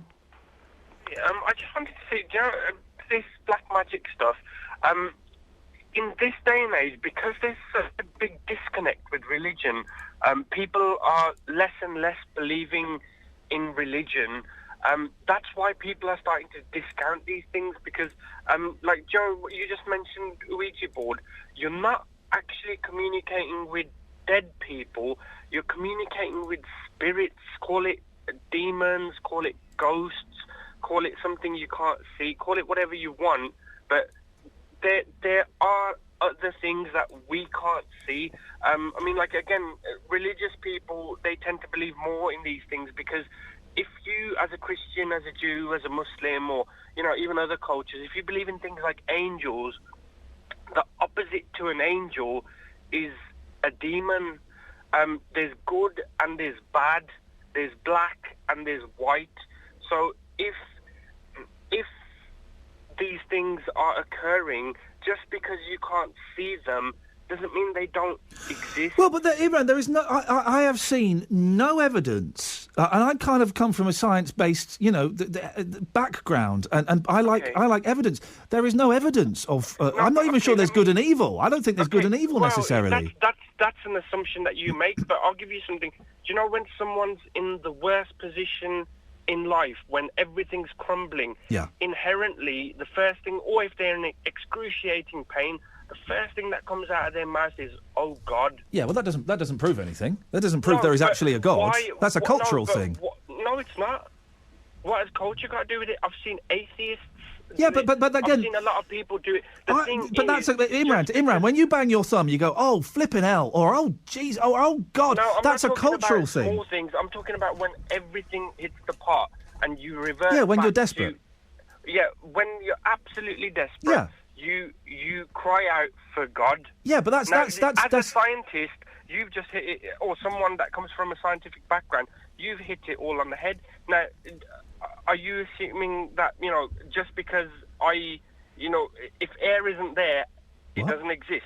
Just because you can't see it. What? No, no. the air. We know that air's there, and you say you know it's there and you've proved it. But all right, I'll give you an example. There is proof. There is proof that air exists. But now, I am breathing it now. I'm a logical person. I look at science as well, but I think science and religion is one. I've seen with my own eyes someone in front of me who is literally. It looks as if they're being flung across a room and.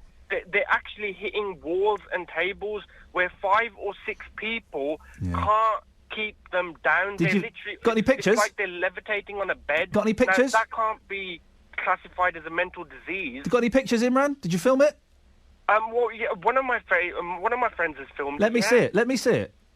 Let me see. So you've got video footage of someone flying across the room. Literally being flung across the room. Okay, let me see that footage. Yeah, I'll get it over to you. I'll email it. But mate, please do. These things, if you go onto the internet and you search for them, like the Church of England has got exorcists on I know. its payroll. Isn't that insane? No, but how is it insane? Because people can't be possessed by demons. How do you know that? Because demons don't exist. How do you know that? There are a significant number of people who have exorcisms performed on them when actually they're just mentally ill. No, I think that's very dangerous.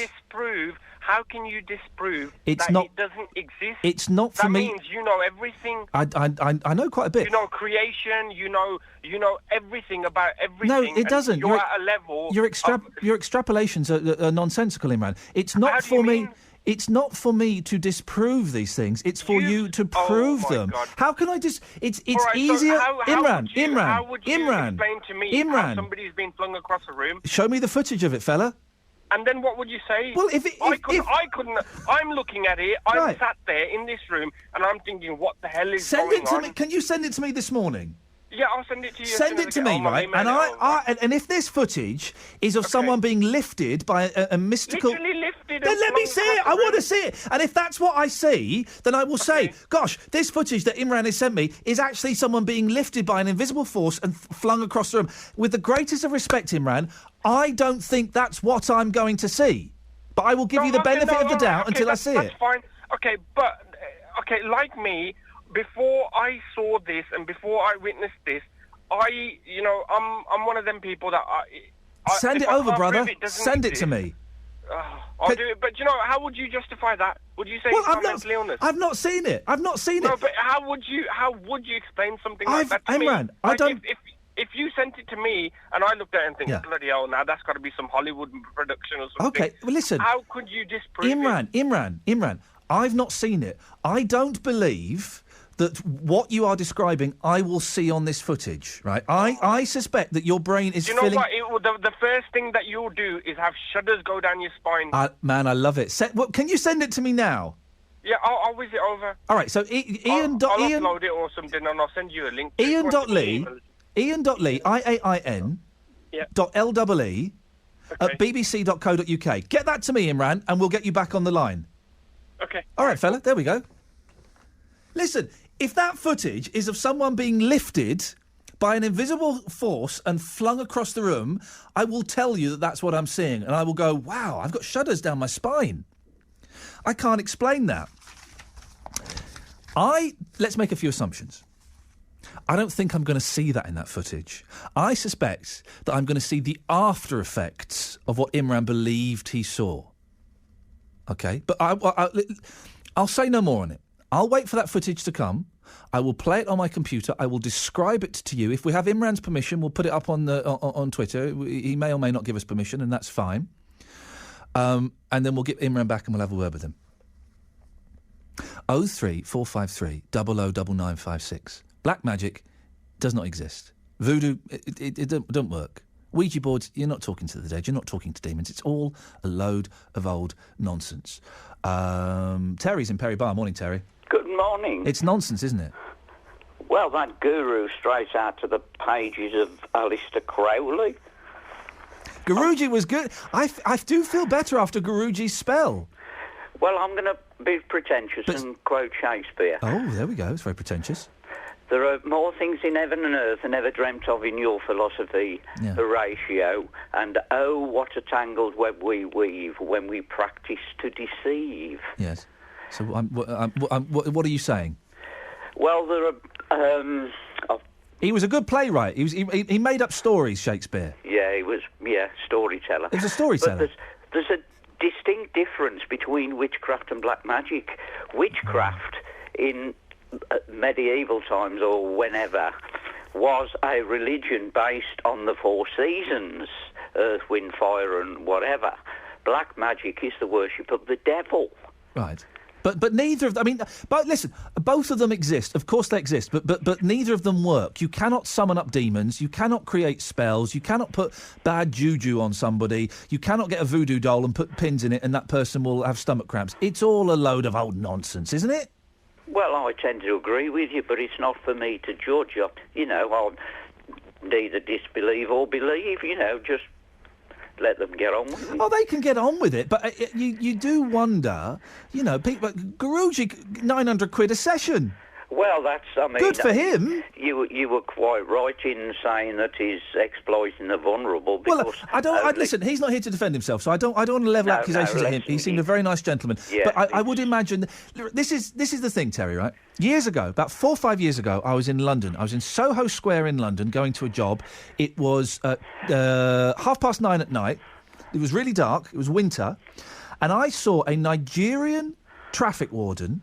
I'm guessing he was Nigerian from his accent. He had a very strong Nigerian accent. Nigerian traffic warden stood in a doorway on a mobile phone shouting, right? I thought, this is a bit odd. So I walked over and I watched from a distance. Do you know what he was doing? Summing up some evil spirit. He was exorcising a demon from, I think, a young woman, possibly a young girl, over the telephone. And he's shouting, I won't do the accent, he was shouting, "Get out, evil spirit, in the name of our Lord Jesus Christ, get out of that young girl and leave her alone." He was doing an exorcism over the telephone. Well, I can't imagine it'd work over the phone. You would have thought you'd have to have been there. Yeah, but this might tie in. It's a rather strange story, and I apologise for changing the subject. Oh, yeah, go on. Some years ago, I was in former Yugoslavia, Porridge, and I was bitten by a dog. Oh, yes, we're asking, ever been bitten by it or had a fight with an animal this morning? So I went to was a local hospital. They didn't charge me. They sort of bandaged me up and put a protective net over it. And would you believe, I swear, this is the truth. Yeah. I didn't put a curse on the dog, but I saw the same dog 2 days later and he was foaming from the mouth. Oh, hang on. You may have been bitten by a rabid dog. No, I said it serves you right for biting me, you... Thank you very much indeed, Terry. It's probably time we abort that conversation. So, he's tied in two things rather cleverly. Black magic and ever been bitten by an animal. There's an incredible story about someone being bitten by an adder.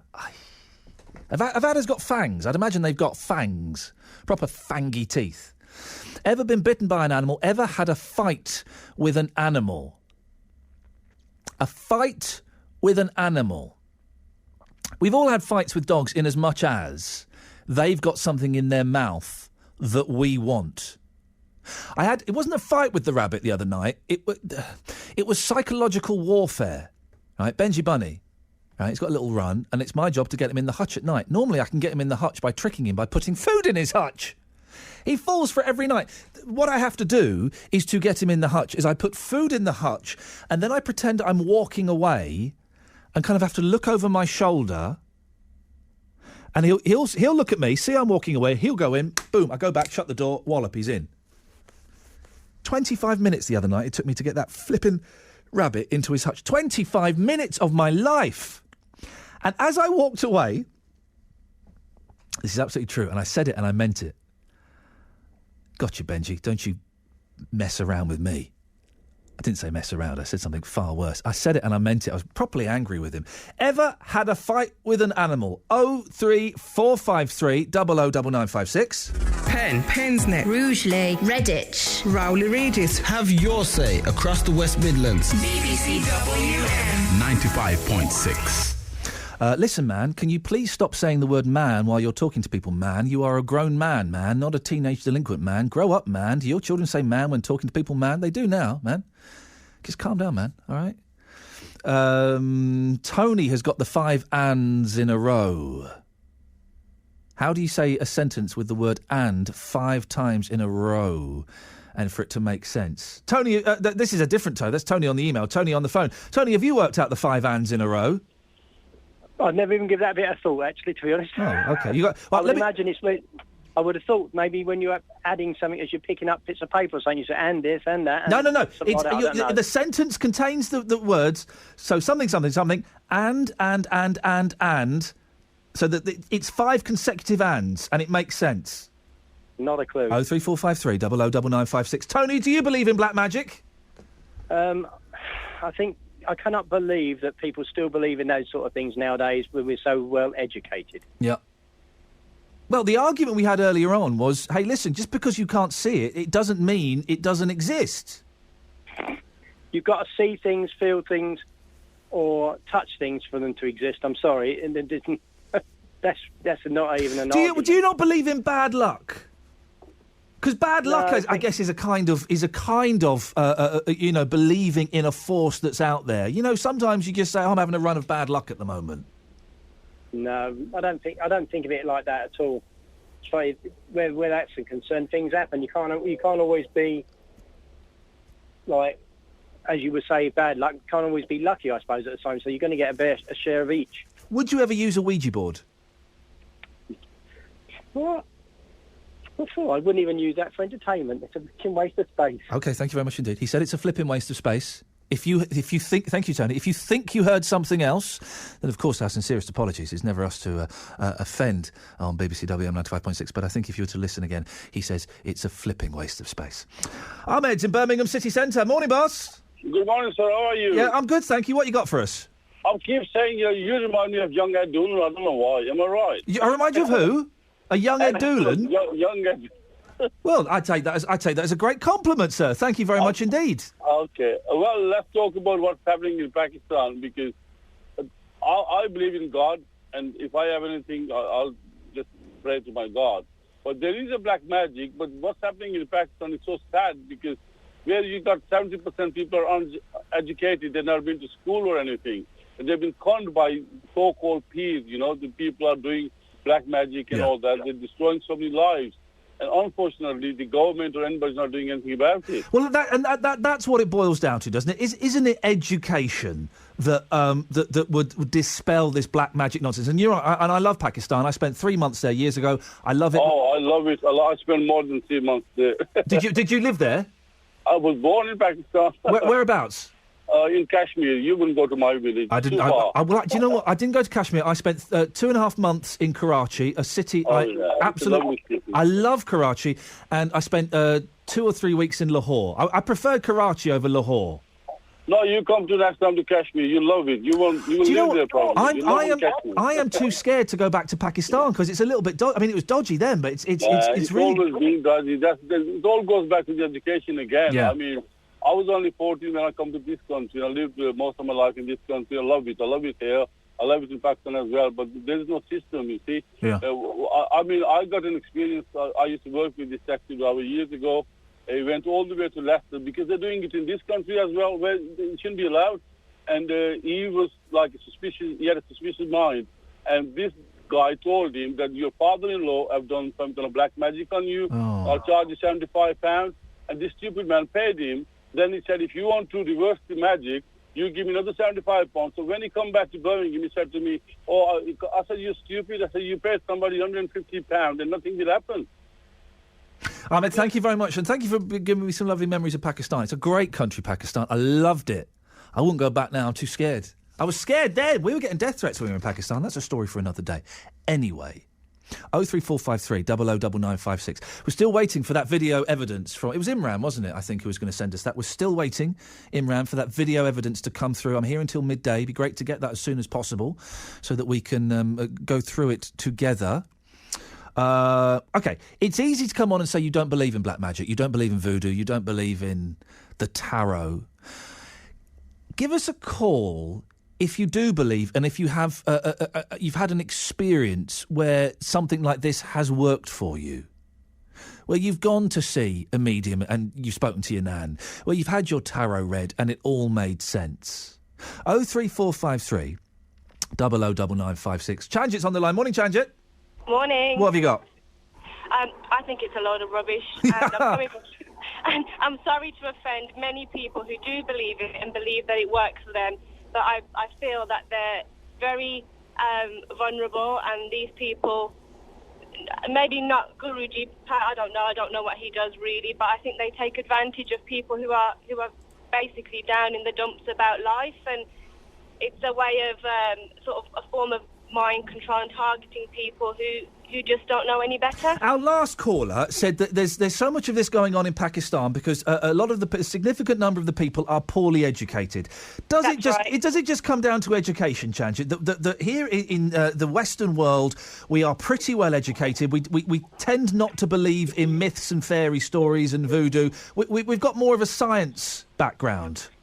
I feel that it is. I do feel it's a cultural thing. I think when you go back to my family are from India. I mean, I'm born and bred in the UK, but when we've gone back there, a lot of people will tell you a lot of stories.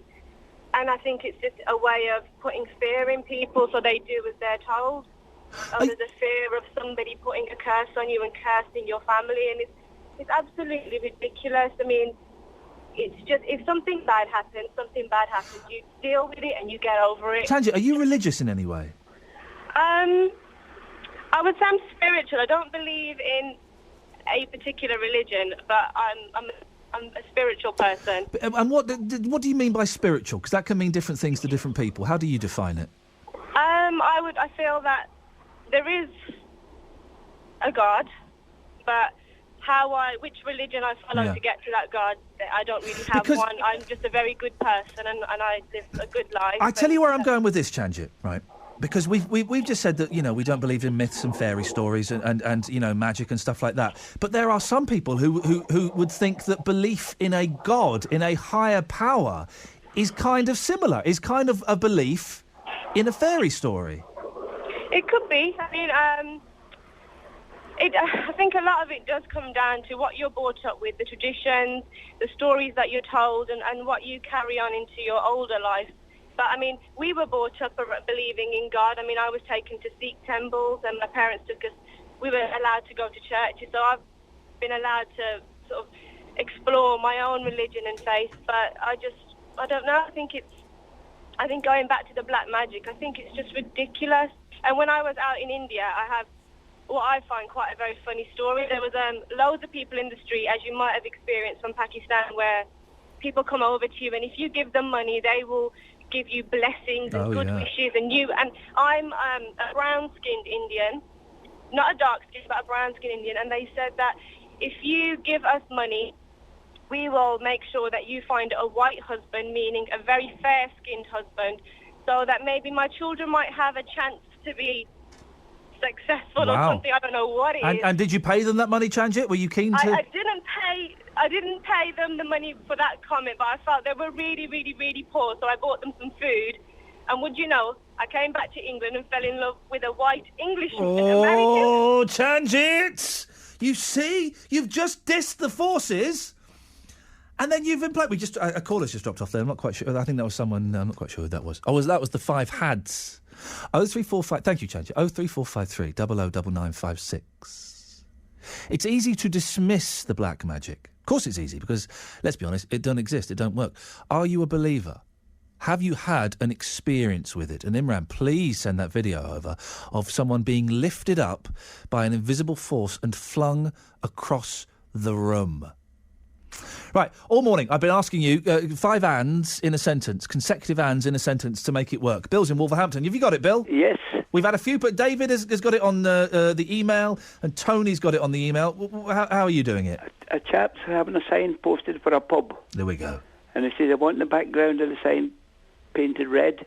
It says, I want the name of the pub, Pig and Whistle. And I want a white stripe between Pig and Land and Whistle. You've done it wrong. Eh? You missed out 2 ands. Another 5 ands. I want a white stripe between pig and whistle. There we go. You got it that time. You missed out 2 ands at the first. You've got it absolutely spot on. Here's something, Bill. And I've been sent an email, and I think our next caller's going to do this.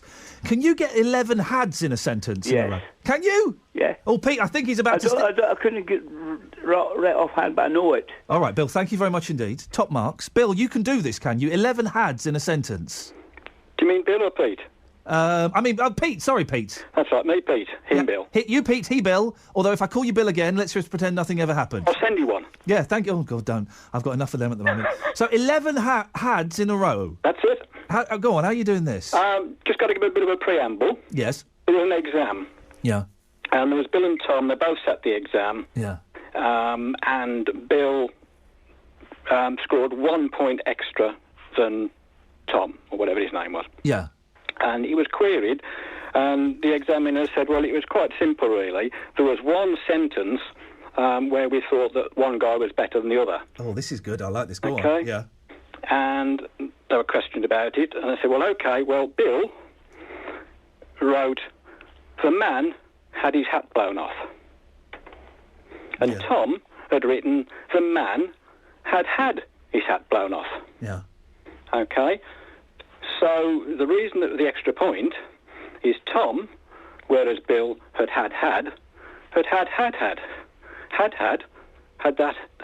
the examiner's approval. Oh, this is wonderful! Give me that sentence again. Tom, yeah, whereas Bill had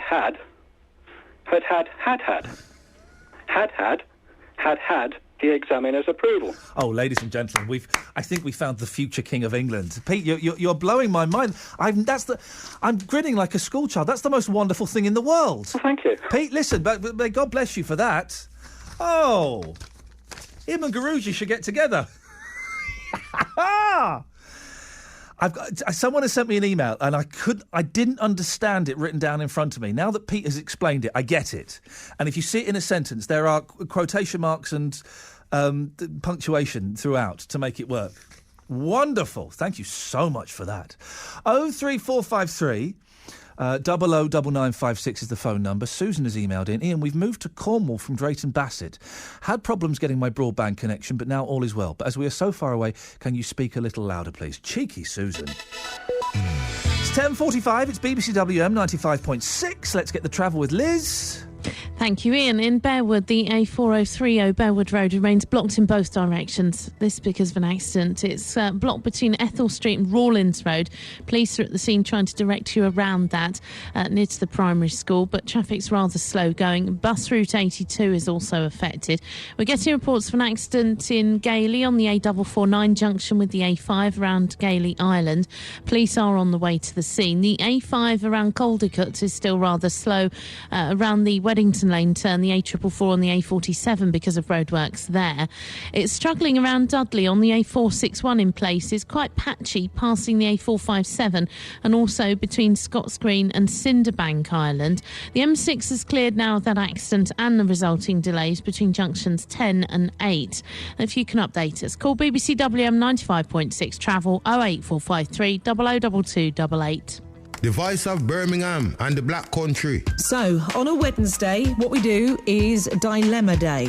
I'll give you the email. I'll tell you what he says. Now, he says, 4 weeks ago, I married my long-term partner after a beautiful ceremony in Droitwich. Now, on Sunday, I found some emails on her iPad from another man. My world came crashing down. My ex-wife, she actually cheated on me 3 or 4 times. It's something that you do in the heat of the moment because you're feeling unloved. You can relate to this, can't you? Yeah. I was married for 18 years. It come out she was sleeping with my mate. Caroline Martin. Monday to Friday, 12 till 2. BBC WM 95.6. There you go. So, the front page of the Birmingham Mail, it's a story we've had on BBC WM 95.6. Incredible. The headline is, Grieving Mum reveals graveyard ambush in Pakistan. Black magic thieves stole my baby's body. She lives in Birmingham. Baby was buried in Pakistan. Baby's body was dug up for black magic. Black magic! 2014, right? We have evidence that air is around us. We have evidence that the sun feeds plants, that things grow when they drink water. We have evidence... Oh, a light just went out then. Is that freaky? Is someone doing a juju on me now? We have evidence. We have scientific evidence of how things work. There is no scientific evidence that black magic works. I'll tell you why, because it don't work. It doesn't work. Astrology doesn't work. Tarot cards don't work. Voodoo dolls don't work. Ouija boards don't work. None of that stuff works. It's all myths and legends, and it would be nice if it worked, and but it doesn't. 03453 009956. It's very easy to dismiss it. Of course it is. It's a lot harder it's impossible to prove it, but I'd love to hear your stories of how maybe black magic has worked for you. Always on, but black magic, any kind of magic. Is black magic bad and white magic good? Is that how it works? And listen, I know there are witches. What do listen to this station. I've heard you calling in on other shows. If you're a witch, I mean, really, 03455. You're probably not calling in because of my slightly dismissive tone. 03453 009956. Let's go to Walter in Walsall. Morning, Walter. Yeah, hello, Iain. Good morning, Walter. How you doing? I'm all right, thanks. What have you got for us? Good. Yeah, Iain, I heard you complain about believing or not believing. Yes. Yeah, actually, you have your right to believe or not to believe. Hello? I'm listening. Yeah, Iain, I want to ask you the first question. Yes. Do you love eating half-baked cake? Do I love eating what? Do you love eating half-baked cakes? Half-baked cakes? Yeah. I do like cookie dough. Yeah, but you like them half-baked? Well, I mean, it depends what kind of cake is it? Any sort of cake? Well, I had some brownies this morning that were half-baked, and there was something about them that worked. Yeah? Yeah, do you know why I'm asking? Oh, okay, yes, go on. Yeah, the issue is this. You know, why you don't believe that God is God? It is because it has been made so for you not to believe. It's been made so for me not to believe? Yes. Okay. Do you know why it was made so? So that you can search and find if it is true that there is God. If you don't search God, yes, you will never see him and you will never know him. Okay. How can you know somebody that you have not believed in? Yeah. How can you know somebody you have not searched or researched to know about? Well, Walter, you're making quite a few assumptions there. No, I'm not making an assumption. Well, you're making the assumptions. You're making. I don't know how this connects with half-baked cakes. Yeah. How it connects is because you are given a half-baked story. You don't know the full details of what you are talking about. But you are making assumptions about me, Walter. It's not an assumption, Ian. It's a fact. Well, hang on, Walter. Walter, you said something very interesting there. You've criticised. No, Walter, listen. We've got 10 minutes. We'll have a conversation. We may do the next guest. Listen, you have accused me of saying things are facts when actually they're not. But you are making assumptions and making things out to be facts when you don't know about them. You don't know my spiritual journey. You don't know my background. You don't know if I have or have not looked for God. You are assuming that I haven't. No, if you haven't, because if you have, and sincerely have in a true commander, you don't know that. You must surely find him. That's why I said you have not. But Walter, if you have searched for him, you will definitely find him. Walter, I've searched for God, and I still haven't found what I'm looking for. Okay, Ian, can I pass you my telephone number? Give you what? Can I email you, please? Give me your email address. Why? Why do you want to email me, Walter? We're talking now. Yeah, why I want to email you because you said 10 minutes. So I want to give you how you can go about searching God. Well,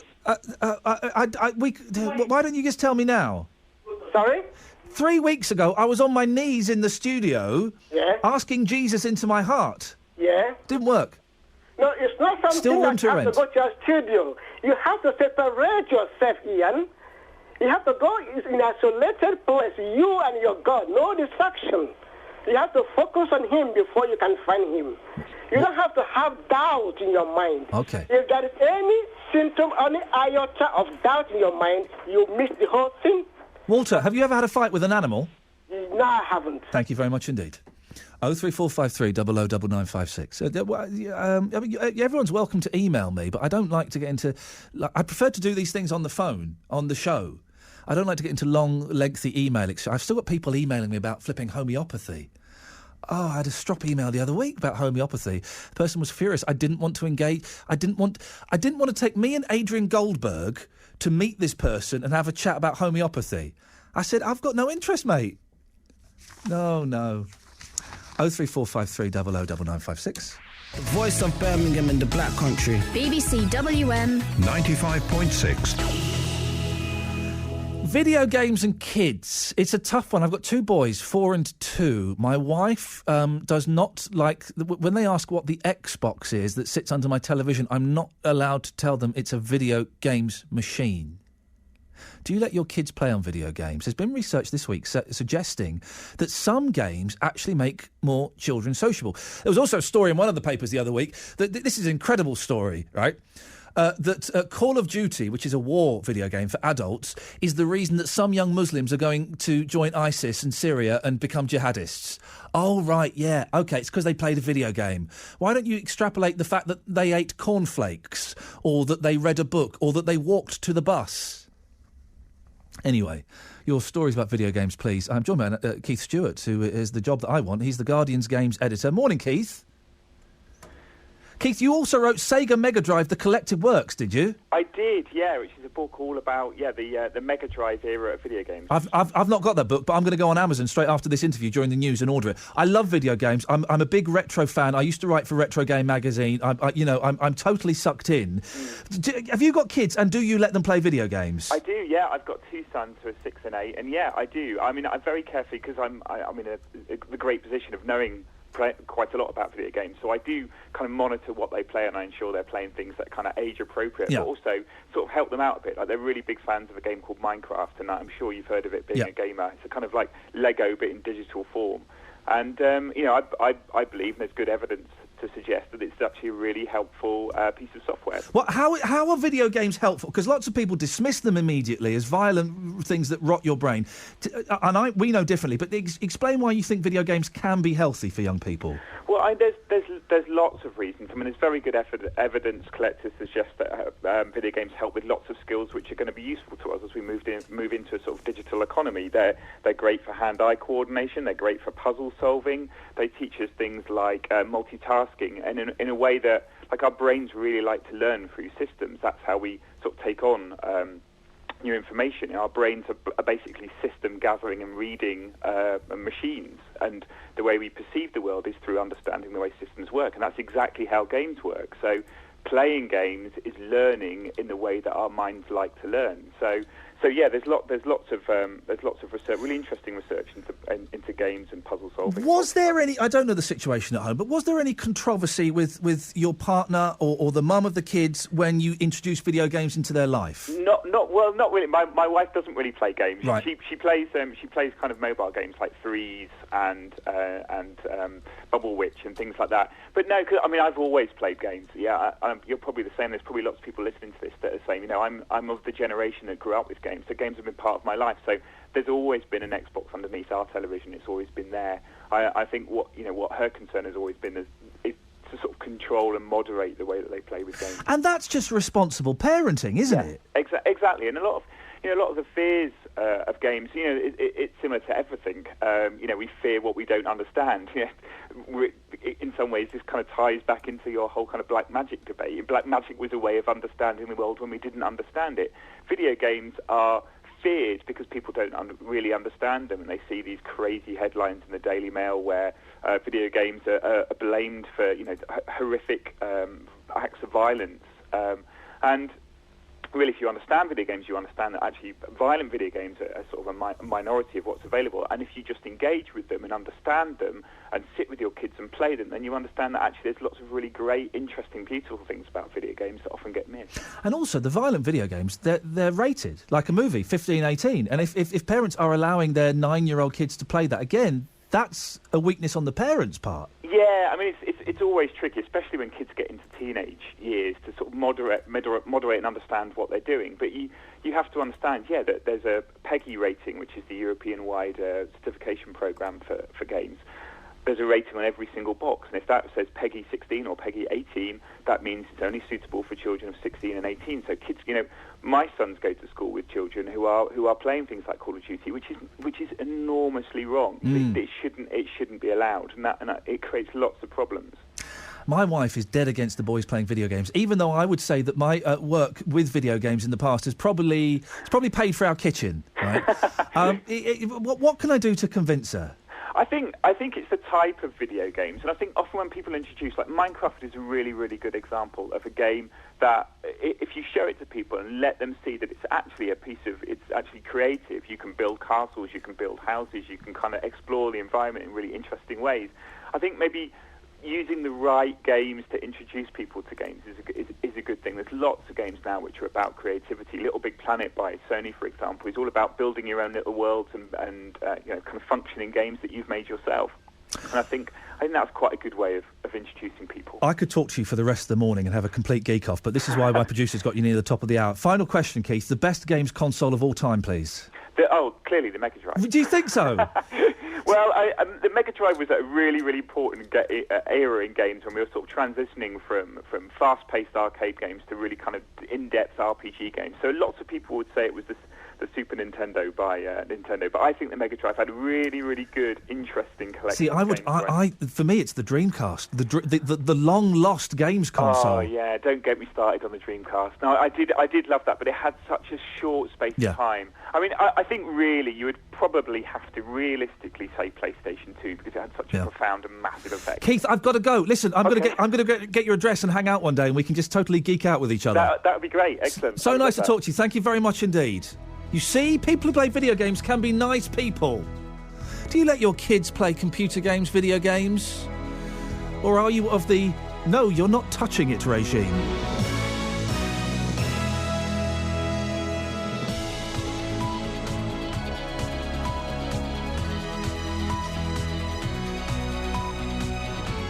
The voice of Birmingham and the Black Country.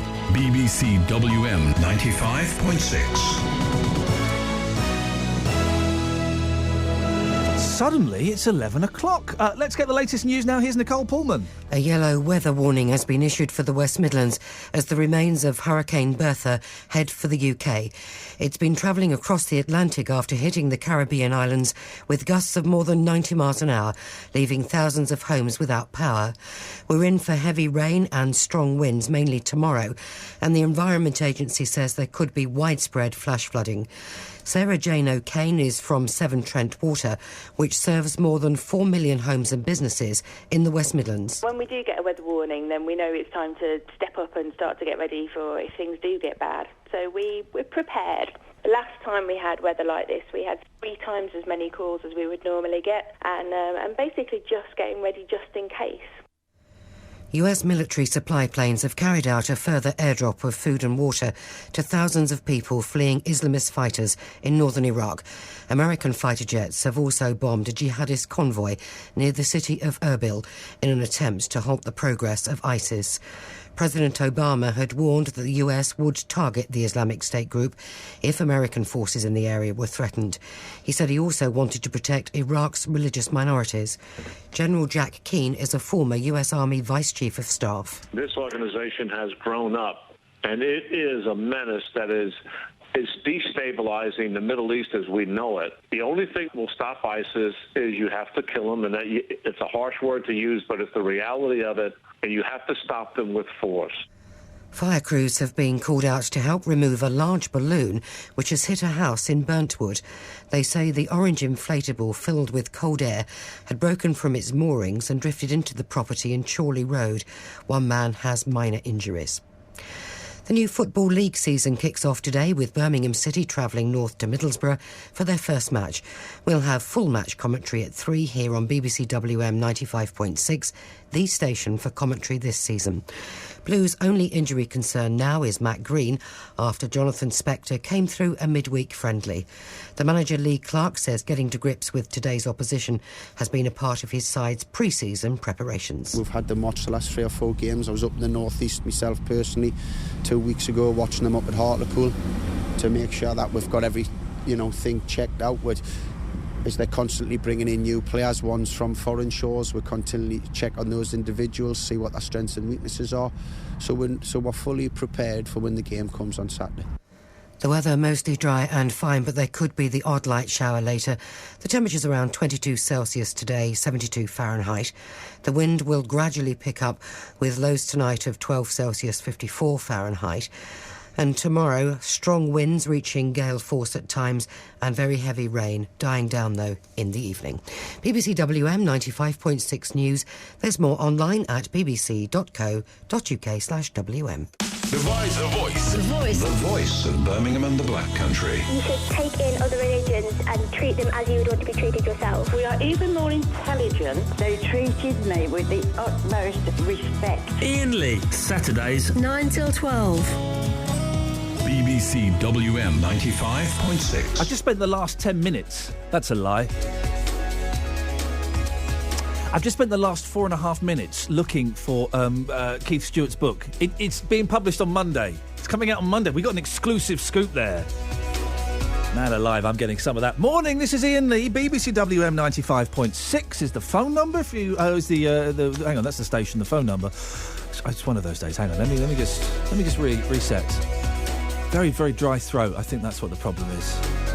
Very dry throat. One sugar and a cough would be enough. Lots to talk about. We can carry on taking your calls about Iraq. Should we get involved? I've kind of put forward the theory, and the Archbishop of Canterbury agrees with me, that if you're a Christian in this country, you should open your doors to Christians from Iraq who are being persecuted.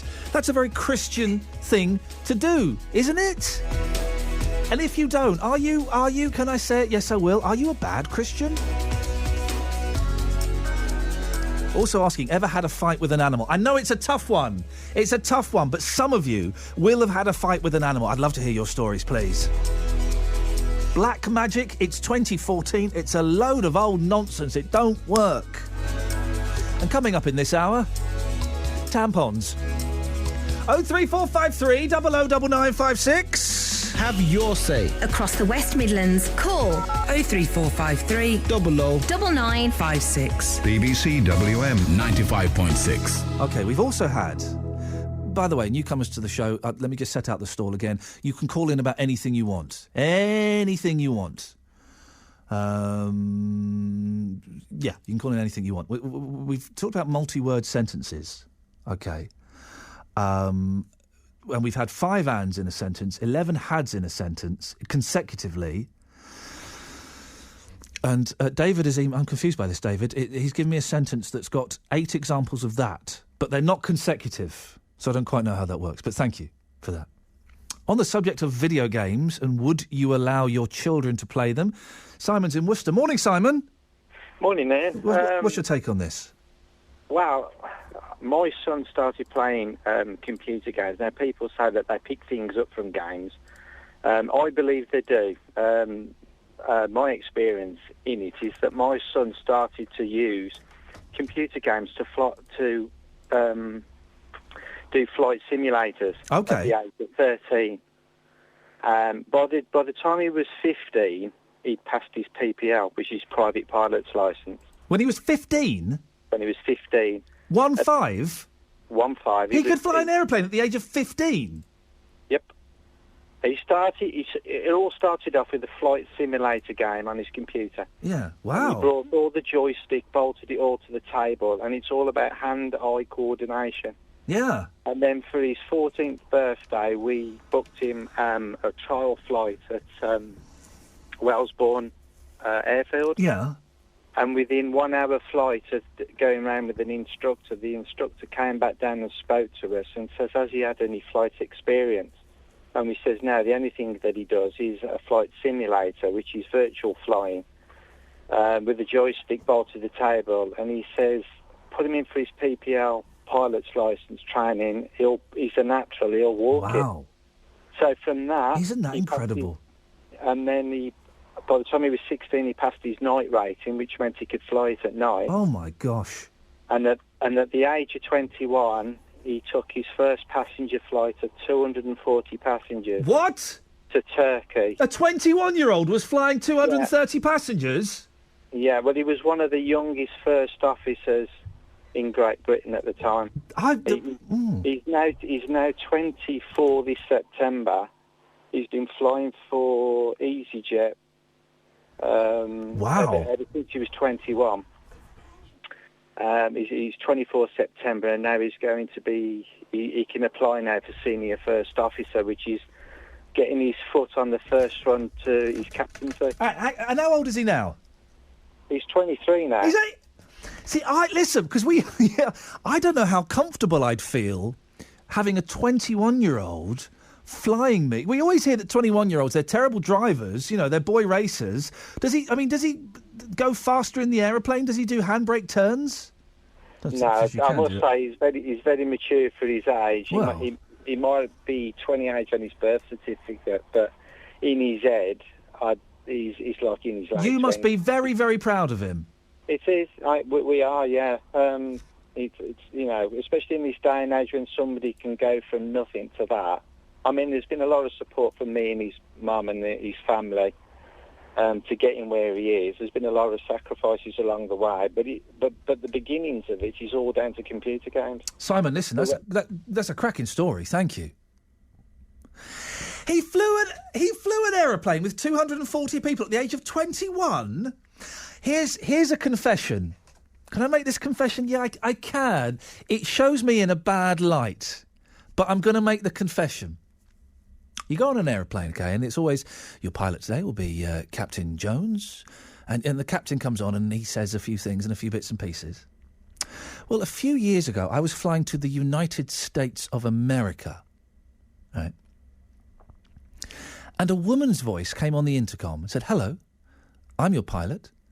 I'm Captain Jones," and it was a woman flying it. Now, I know. Listen, hey, sisters, you're doing it for yourselves. I love it. You've got the vote. You've almost got equal pay. You should be happy with that.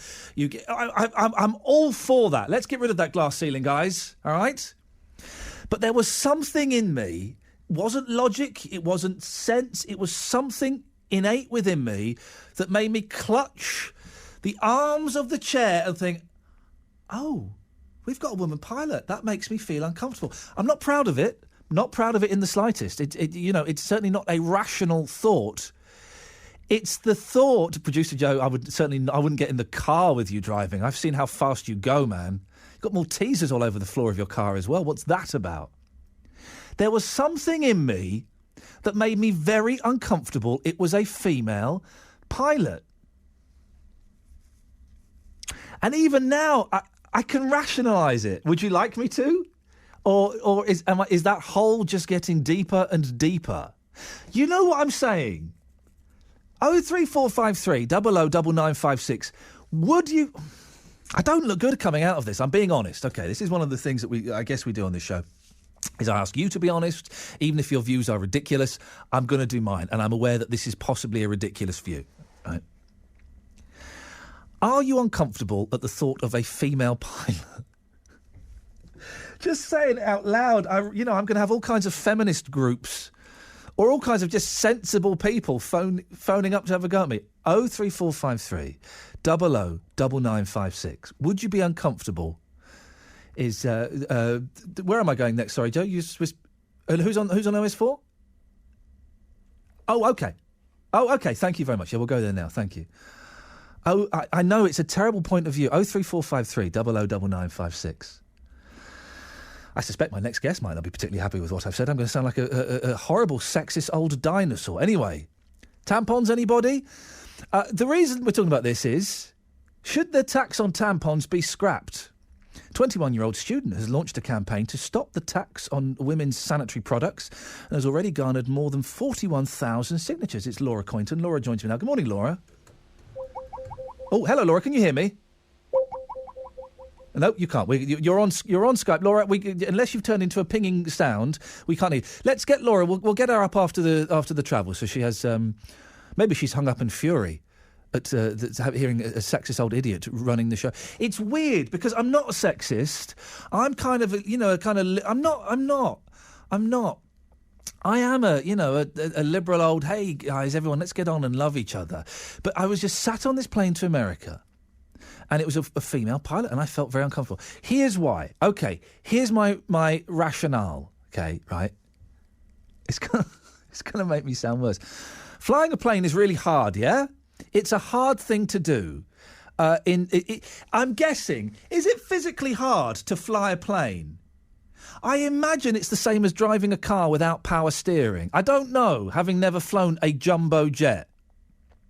I imagine it's the same as driving a car without power steering. How did we ever survive without power steering back in the 70s and 80s? How on earth did we get by without power steering? Yeah, if you've been in a car without power steering in the last couple of years, flippin' heck! Anyway, I imagine that flying an aeroplane is the same as that, and it requires a certain amount of physical strength, and I worry that a woman might not be able to do that. There we go. It's out there. I've said it. Come and attack me now.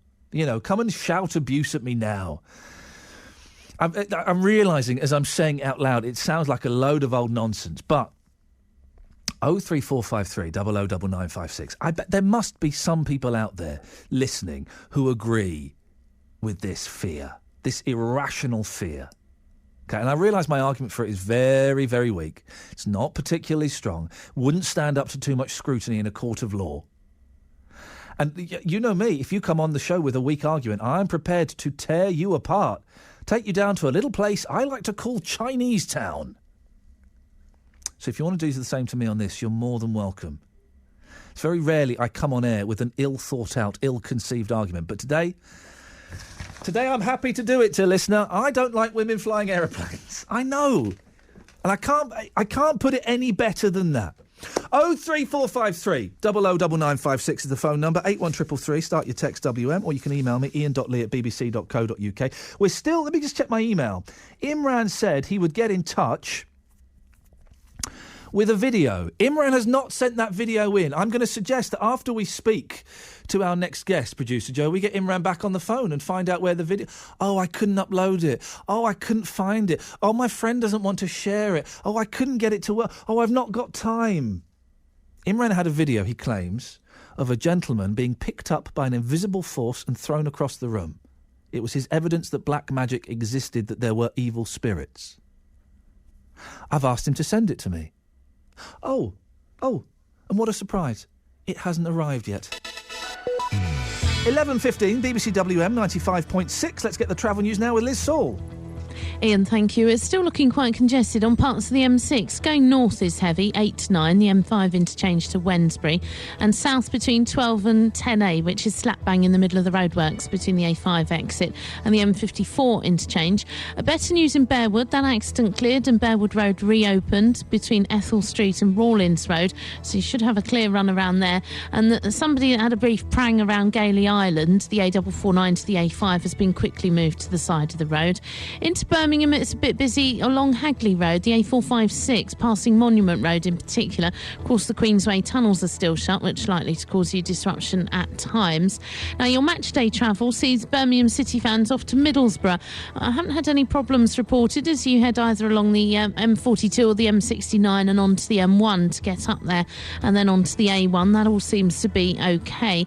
And Walsall fans going off to Port Vale, so up the M6, no reported delays either so far. If you can update us, call BBC WM 95.6 travel 08453 002288. So you've got a 90 on and a smile. Well, listen to you, my darling. When you come on at 6 o'clock, I love you. You've got the most beautiful voice. Oh, Pete Morgan at breakfast. Monday to Friday, 6 till 9. BBC WM 95.6. Guys, listen, if ever we needed some white magic in our lives, it's now. Producer Jo has hit her tooth with a cup, and she feels it's important enough to interrupt my intense preparation for the show to tell me that. So maybe your prayers would be greatly appreciated. Back to tampons. There's a sentence I wasn't expecting to be saying this morning, but I'm saying it. Should the tax on tampons be scrapped? Laura Coynton is a 21-year-old student who's launched a campaign to stop the tax on women's sanitary products. Laura, I think we've got you now. Is that right? Hello. Hello, Laura. Why have you started this campaign?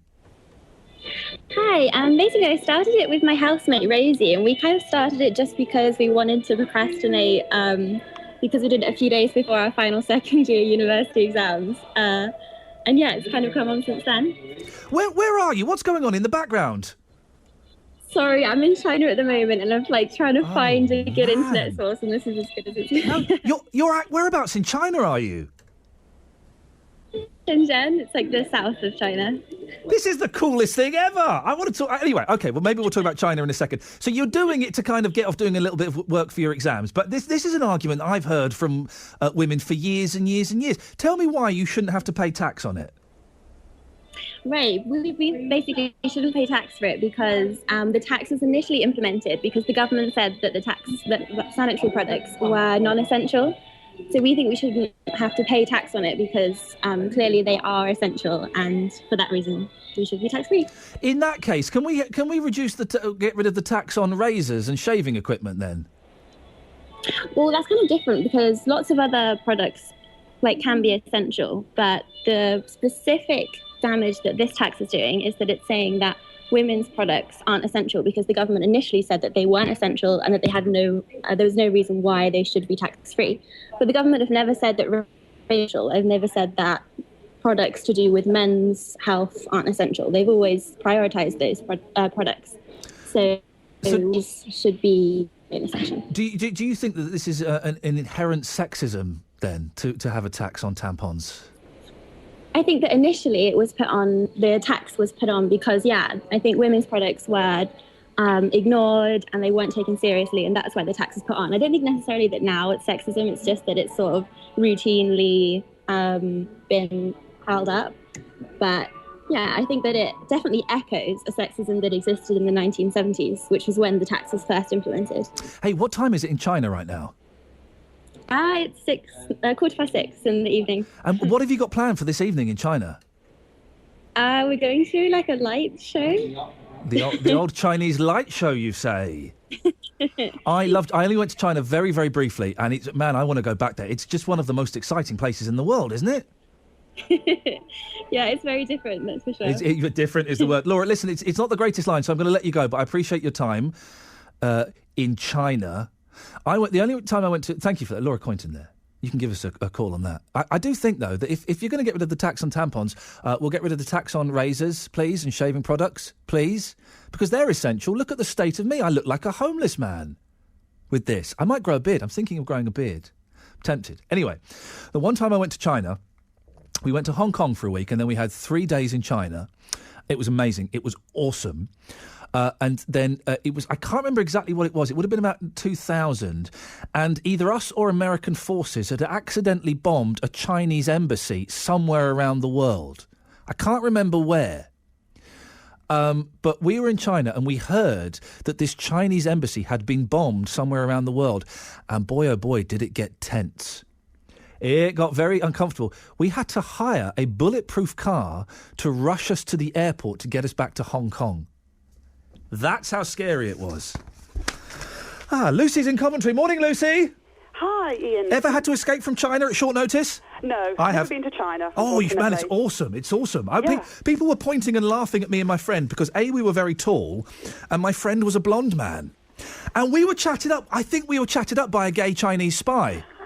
I genuinely think we were. Anyway, that's a story for another day. Lucy, very interesting last guest on your show. Well, you're a lady, I'm assuming, from your name and your voice. Yes. Tax on tampons, should it be scrapped? Well, they are essential. I mean, you have a choice to shave or not to shave. Oh, really? Well, yes, they are essential. Okay.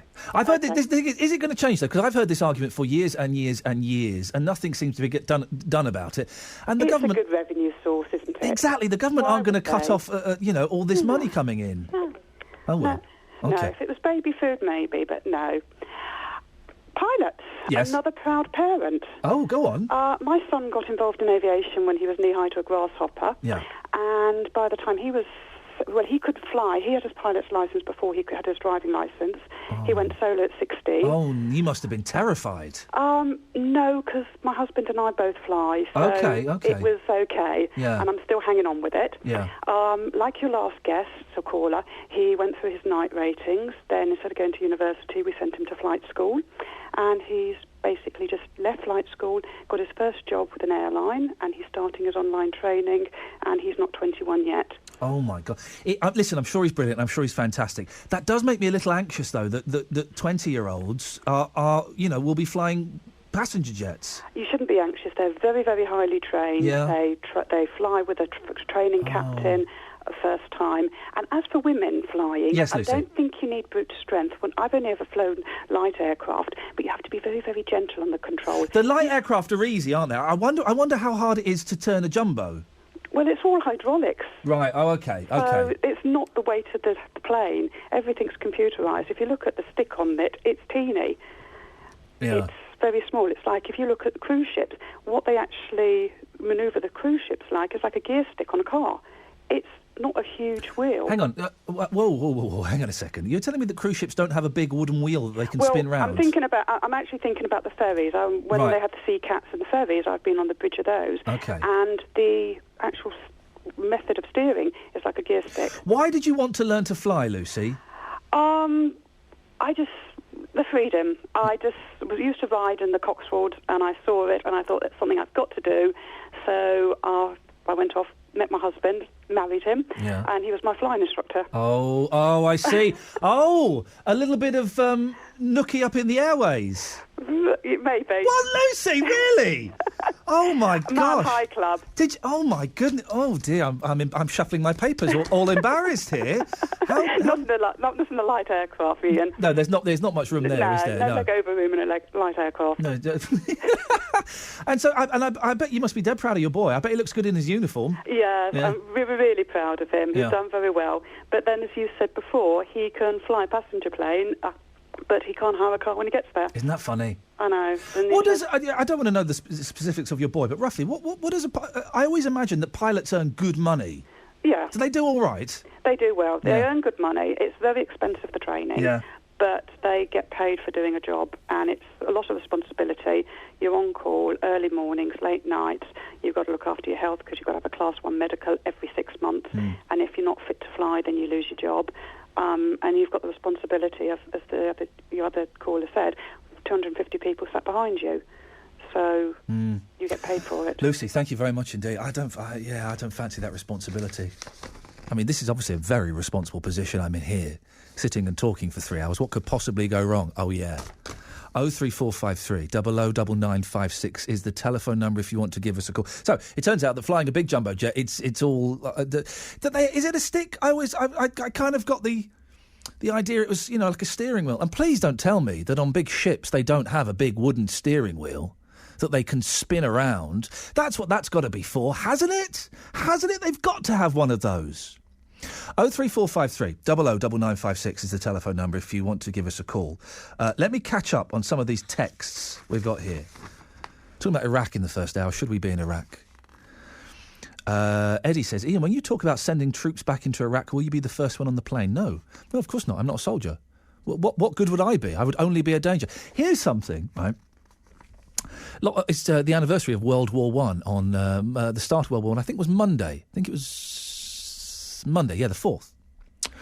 And, some amazing stories on BBC Local Radio and throughout the country. Significant stuff. Someone was asking me about conscription and joining up. Would young people ever join up now? Of course they wouldn't join up now. But then I would have fought conscription. I wouldn't fight for my country. Is that a bit selfish of me? I mean, then why are they going to call up a 41-year-old unfit man? Very, very unlikely. But if they did, I wouldn't go. I wouldn't. Listen, I like living in Britain. I've said before, I like it. It's a nice place. There are worse places you could live. Oh, boy, aren't there just. But I certainly wouldn't fight for it. And that's not to do any disservice to those who served in World Wars I and II, or the people who serve, fight for us now. But I certainly wouldn't go out and fight for the country. No way. 03453 009956. Ian, these people, as everyone keeps saying, are classed as nothing to the Arab world because they are Christians, so it means nothing. In fact, these poor people are being treated worse than the people in Gaza.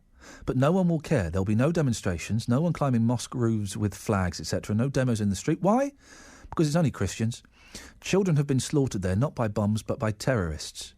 That's OK to some. We owe these people. Let's help them any way we can because the Muslim world seem not to be.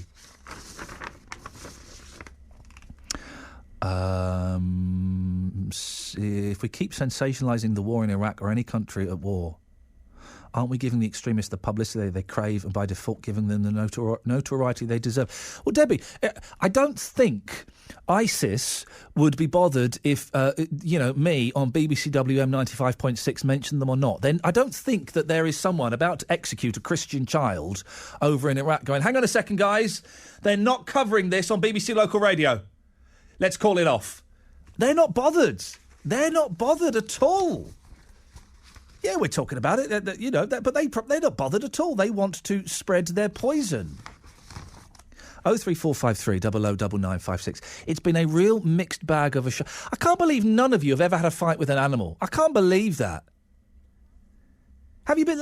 Let's go back down. Let's take 2 steps down the rungs of the ladder, shall we? Ever been bitten by an animal? Oh, I remember having my hand bitten by a dog, a horrible dog that lived next door to us when I was a kid. It was called Whiskey. Oh, dirty, common thing, Whiskey. You weren't supposed to put your hand through the fence. I did. I remember I had a bobbin of cotton, and I put my hand through. Whoom! He bit my hand. Because dogs like to play with that, don't they? They like to play with bobbins, don't they?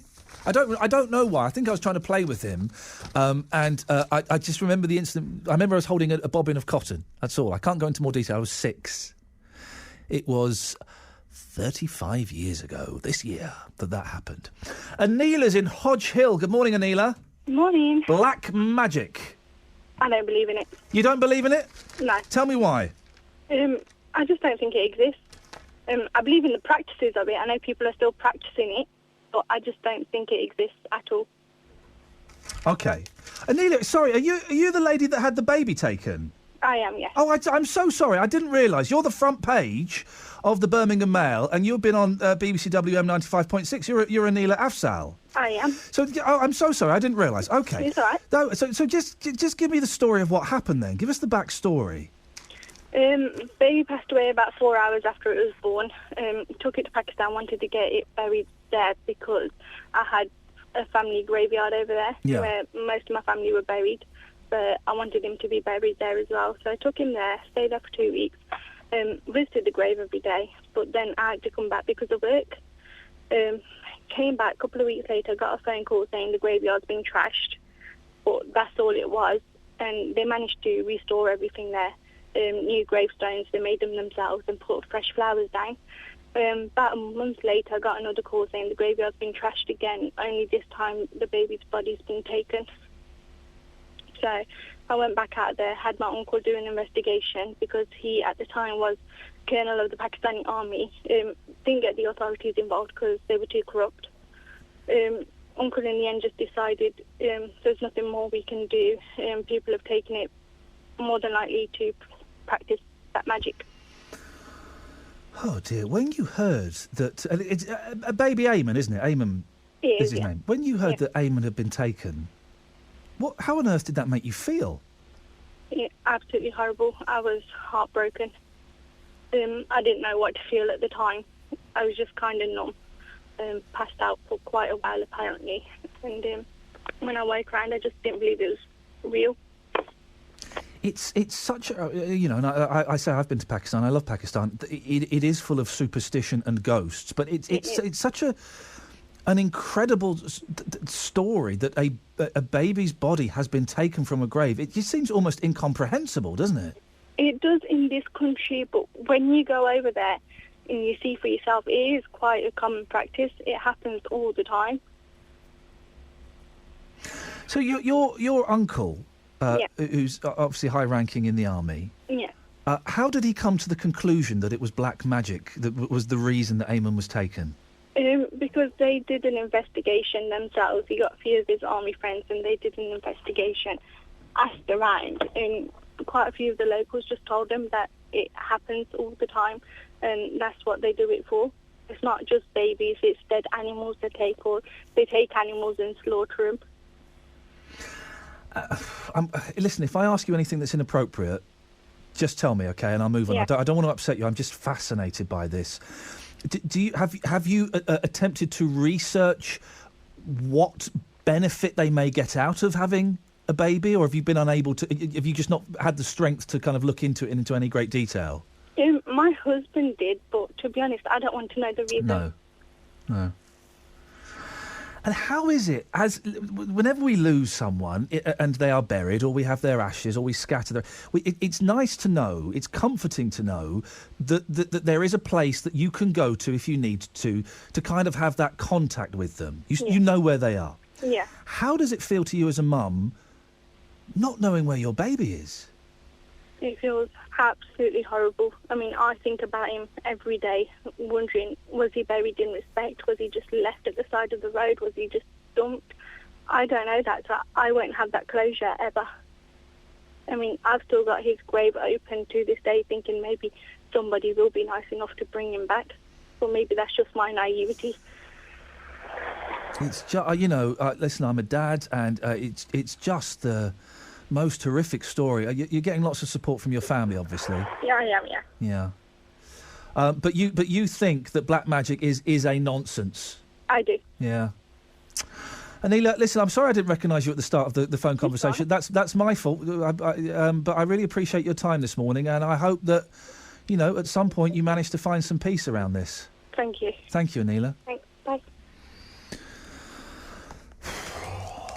Oh, it's a crazy world, isn't it? Isn't it a crazy world? Sorry, Joe, you did type on the screen who that was, and my mind was elsewhere, and I apologise for that. Shall we just have a moment to digest what we've just heard? Darlaston, Edgbaston, Erdington, Paisley, Gornal Wood. Have your say across the West Midlands. BBC WM 95.6. 03453 009956. It is nice. It's nice. This is why we bury people. This is my dad's ashes are interned. Is that the word? Up in Fife. And it's not. I probably won't ever go there again. But it's nice to know if I wanted to, I could go there, and that's where he is, so to speak. But to not have a final resting place for your baby, flipping heck. Wow, what a strong woman. Hussein's in Edgbaston. Morning, Hussein. Yeah, hello, mate. What have you got for us? Yeah, I just wanted to say, there's no such belief about black magic in Islam and that.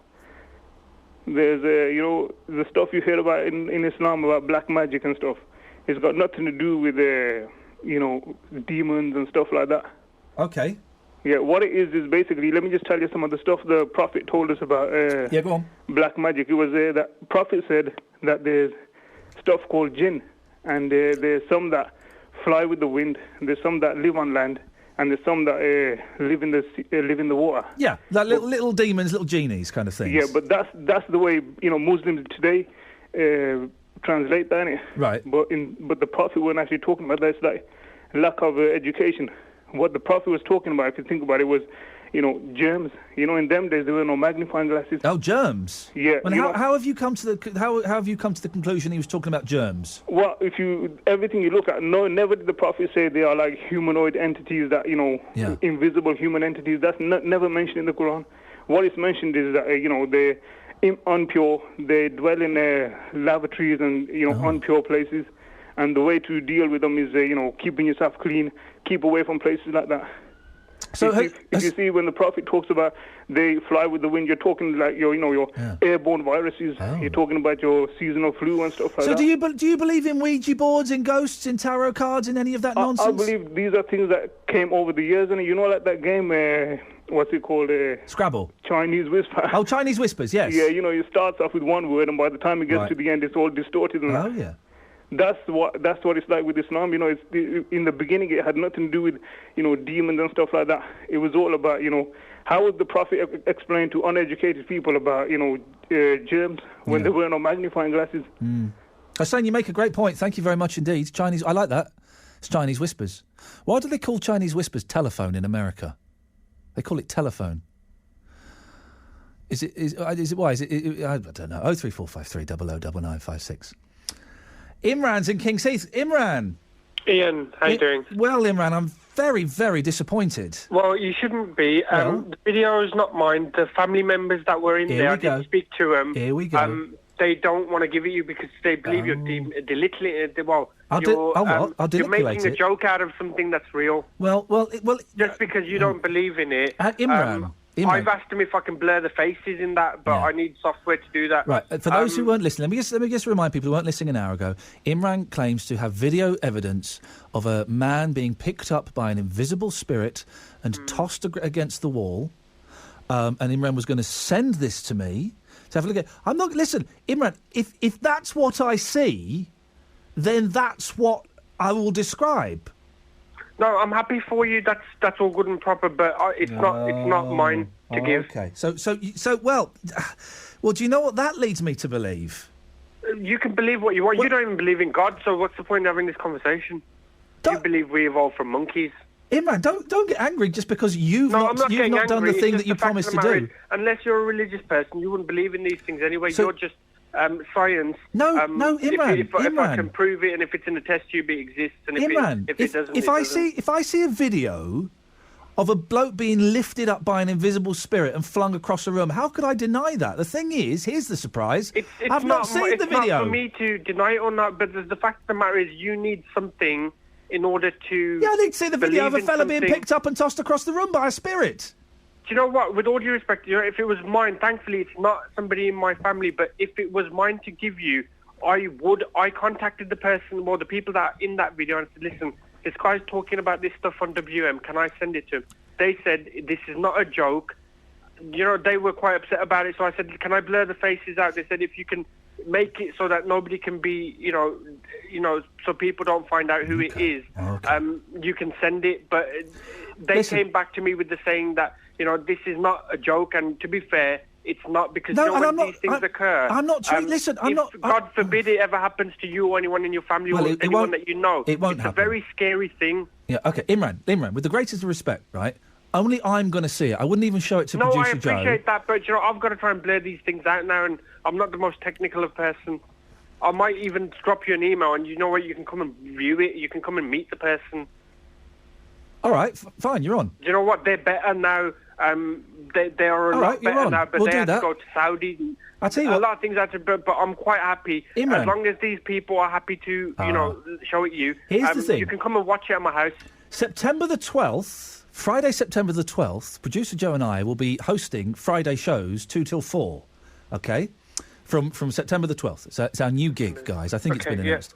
So, I tell you what, producer Joe and I would love to come round. We'd love to have a little look at your video. We'd love to speak to the fella that it happened to.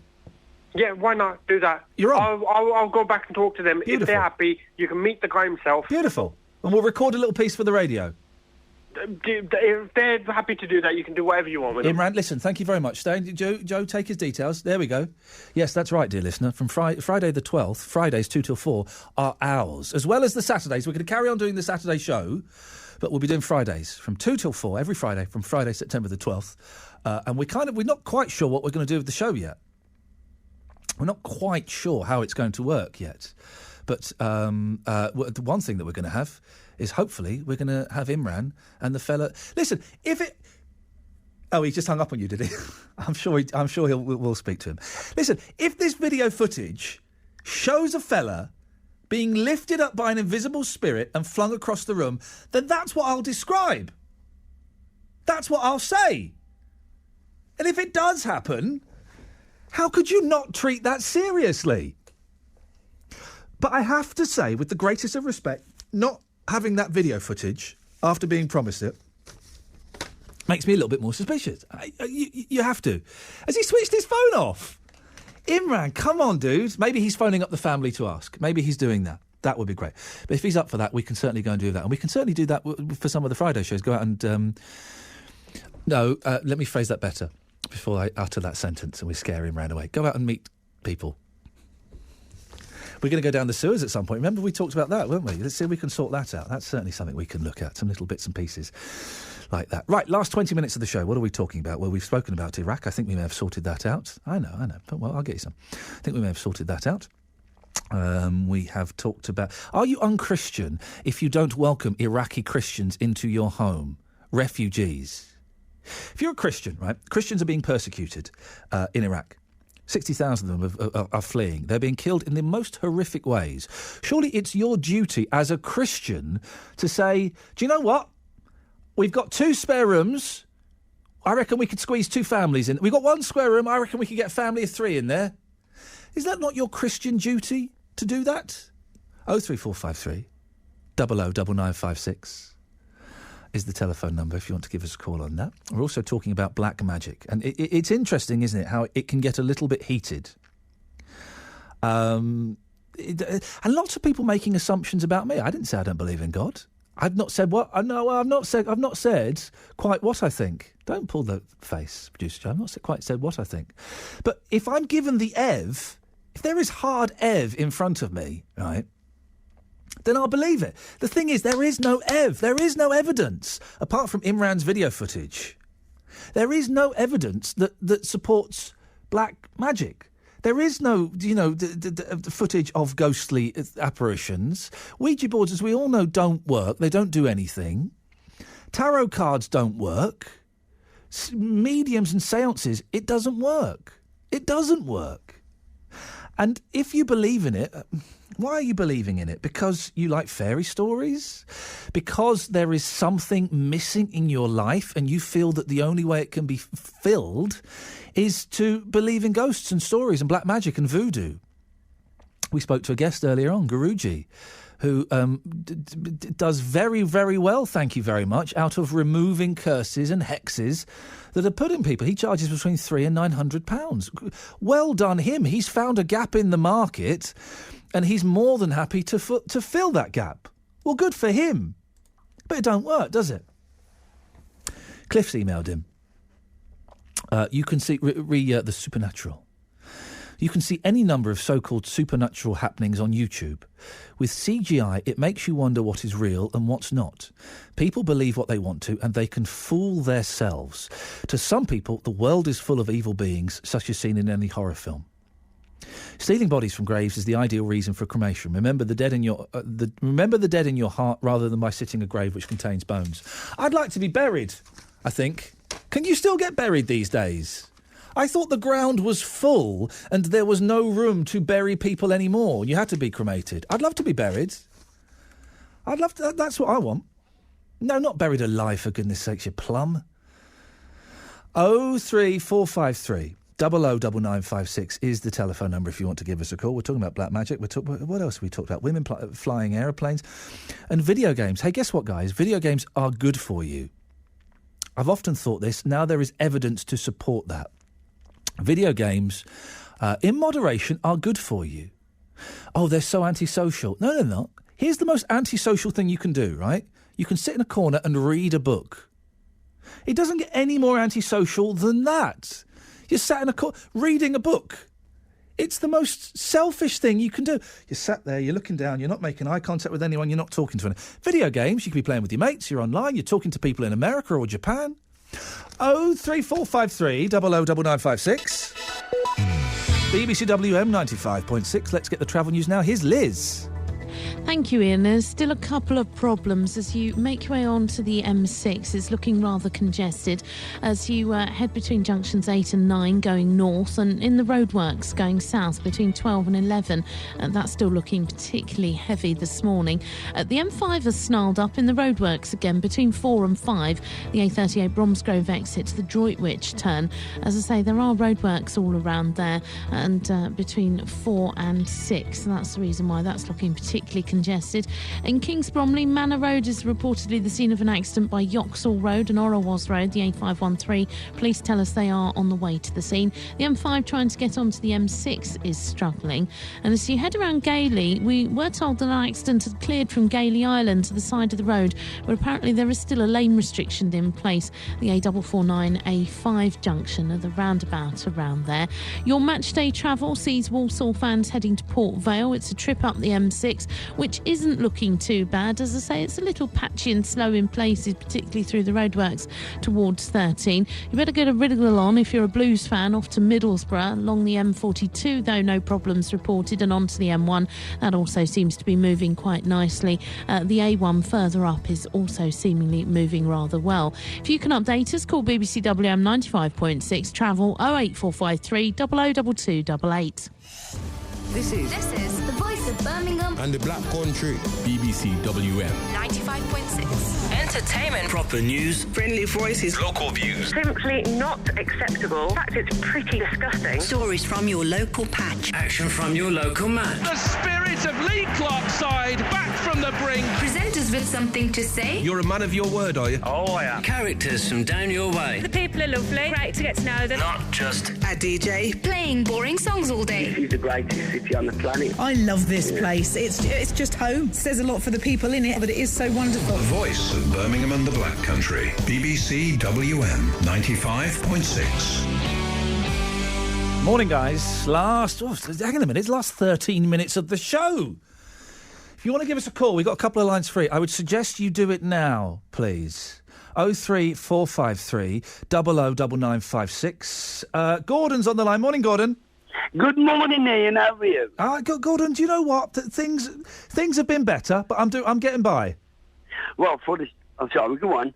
What? What I was going to say was, I do believe during your programme you mentioned about the Christian Iraqis or whatever they are. I asked... Pardon? Yeah, what did I ask? You said about the Christians. Yes.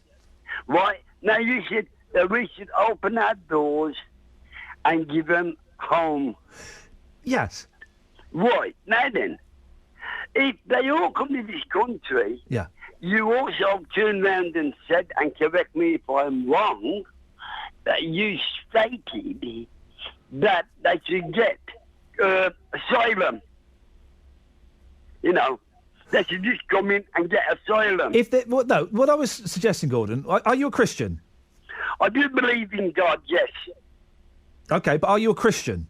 No, I'm not a Christian, but I do believe in God. Okay, and there is a difference. The suggestion I was making was that 60,000 Christians are being persecuted and murdered in Iraq. Surely the most Christian thing, if we're not going to send troops over there to defend them, the most Christian thing that we can do is for Christians to open their doors and allow these Iraqi Christians to come and stay with them. Yes. Okay, that's fair comment. That's a good thing to do, isn't it? Yes, it is, if you have the room. Well, most Christians, you can get a camp bed, get a blow-up bed. Yes, it's easier said than done, though, isn't it? Oh, yeah, of course it is. All things are easier said than done, but surely that's what Christians should be doing. Yes, okay. If they come to this country, I think you also said they should be given accommodation. Yeah, they should stay with Christian families. That's what I'm saying. I didn't hear that, so yeah. I may have been wrong. Okay, but carry on with your point. Sorry? Carry on with your point. Why are we both shouting now? We're both shouting. I do apologise. Let's take it down a level. We're on level 9. Let's go down to a 6. I'm going to go to a 4, actually. Right. I got to believe that you said that they should come to this country and have asylum. Okay. Well, what? Okay. And they should come into this country and have houses and accommodation. I didn't mention the houses. I may have mentioned asylum. Well, okay, asylum, but they still have to be houses. Yes. Don't they? You're going back up to a 6. Come down to a 5.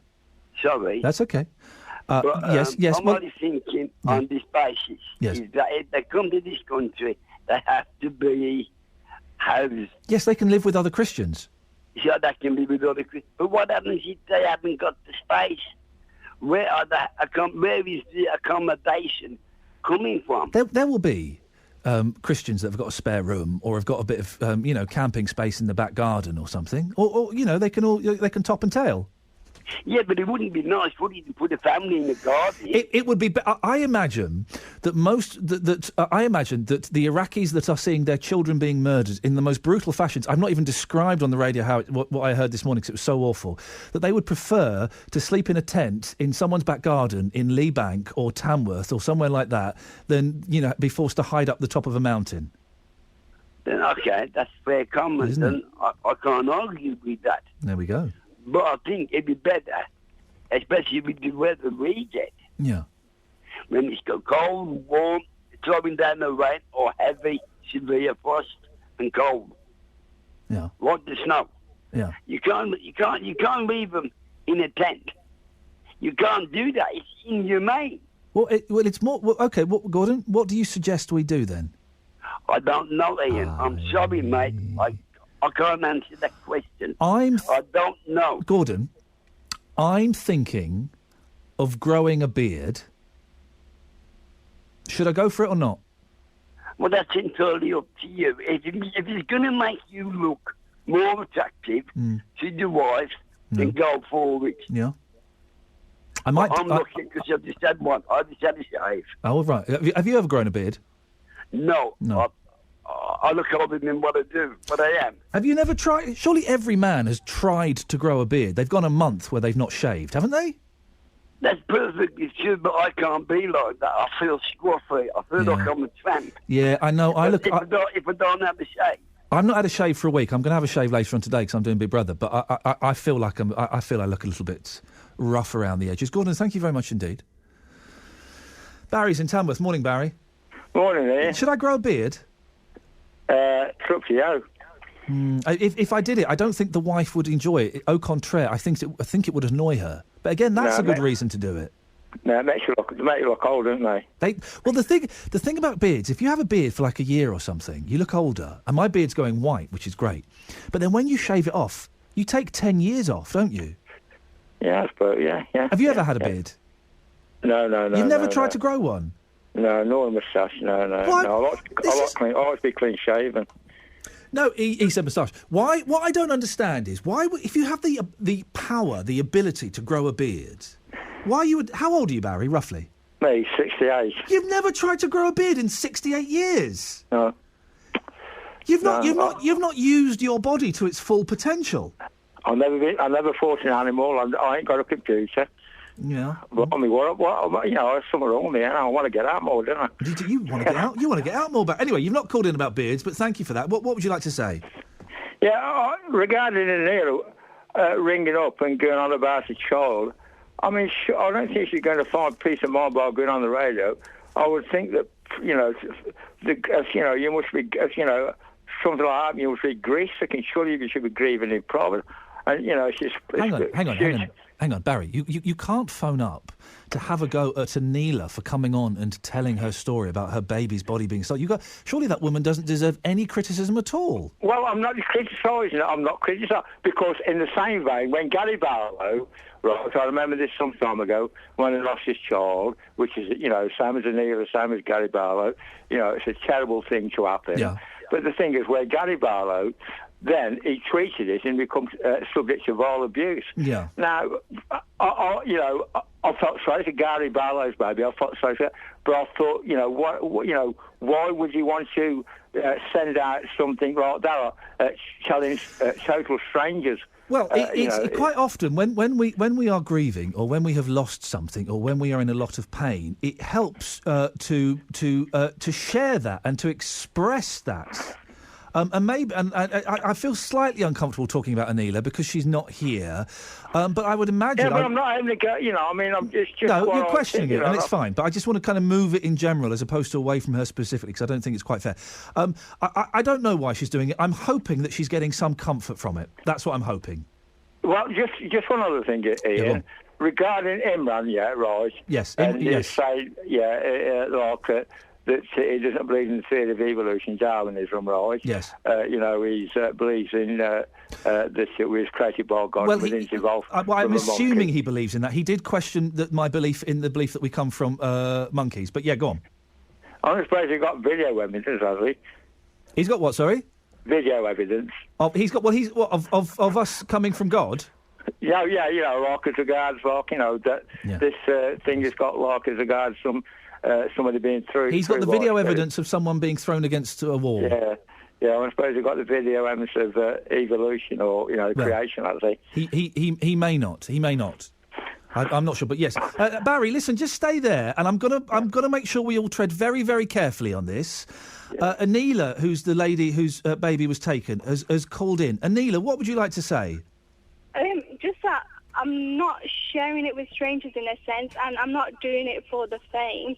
Why I did it, why I told everybody, was because I was actually talking to Danny about it. Yeah. And we were on the topic... Hang on, Barry, let Anila speak, please. Go on, Anila. We were on the topic of graveyards being trashed and cemeteries being trashed, so I just thought they needed to know that it doesn't just stop at that. Yeah. So that's and is it helping Anila to talk about it? Is it giving you any relief in any way? It doesn't, because I don't get any benefit from it at all. It's just raising awareness that these things do happen. Barry, your response? Well, actually, Anila, I hear you on Danny Kelly, and I think it's a horrible, terrible thing. But I'm just saying I can't understand why anybody would want to go on the radio again, and talk about this. I think if lots of people were so devastated that they wish to share this grief. But Anila, obviously, Barry, Anila, you obviously feel different about it, Anila, and you are prepared to share. Barry, listen, thank you very much, and Anila, thank you so much for coming on again, and I really appreciate the fact that you have shared it with us, because it is, it's a remarkable story. So thank you very much. Thank you. Thanks a lot. Okay, I'm only moving on, well, because I believe Daz Hale. Afternoon. Hello, I remember you. Hello, long time no see. I remember you. Long time no see. Grow that beard. You reckon? Got to be done. Have you ever tried to grow one? Oh, yeah, on and off all the while. I've got a bit of stubble as it goes. I can't be bothered to shave half the time. There's the thing, I've done it before, and I get to about a month, and there's patches in there, and it looks a bit scruffy, and I never get past that month stage. Well, I remember my old PE teacher at school grew a beard. I ended up looking like Brian Blessed. My lovely woman, though, she was. Who's that cricketer that's... there's Moeen Ali at the moment, I want that beard. That is a masterpiece. I that want is to a be work like of that. art. A W.G. Grace. I want one of them. That's it, yeah. Hey, listen, where are you? What's going on today, please, boss? It's back, innit? Football's back from today. I know you'll be thrilled. Oh, mate. So, exclusive commentary this afternoon of Middlesbrough against Birmingham City from the Riverside. We've got Port Vale, Walsall, and then we've got a couple of pre-season friendlies as well. Albion against Porto, and I'm here at Villa Park for Villa against Parma. We've got Wolves to come tomorrow as well, so it's all happening. So from midday today, I want you to get your Mystic Meg hats on, get your crystal balls out, and predict, please, where you think each of our local 5 teams are going to finish in their respective divisions. You could have a go at that, Ian. Yeah, OK. Is the football is this the football season? Yeah, well, the Football League season kicks off today for Middlesbrough and, for Blues and Walsall. Wolves are playing tomorrow, and then Villa and Albion. Pre-season friendlies today, Premier League next weekend. Hallelujah. Oh, for goodness sakes. Daz, it's nice to talk to you. It's a shame it's not over different circumstances. Have fun. Speak to you later. Speak to you later. Ta-ta. Bye. Well, it's nice to hear Daz's voice. Right, that's it. That's your lot. Thank you very much, everybody. If you want to get in touch throughout the week, you can send me an email, ian.lee@bbc.co.uk. I spell it properly, by the way, I-A-I-N. Thank you very much.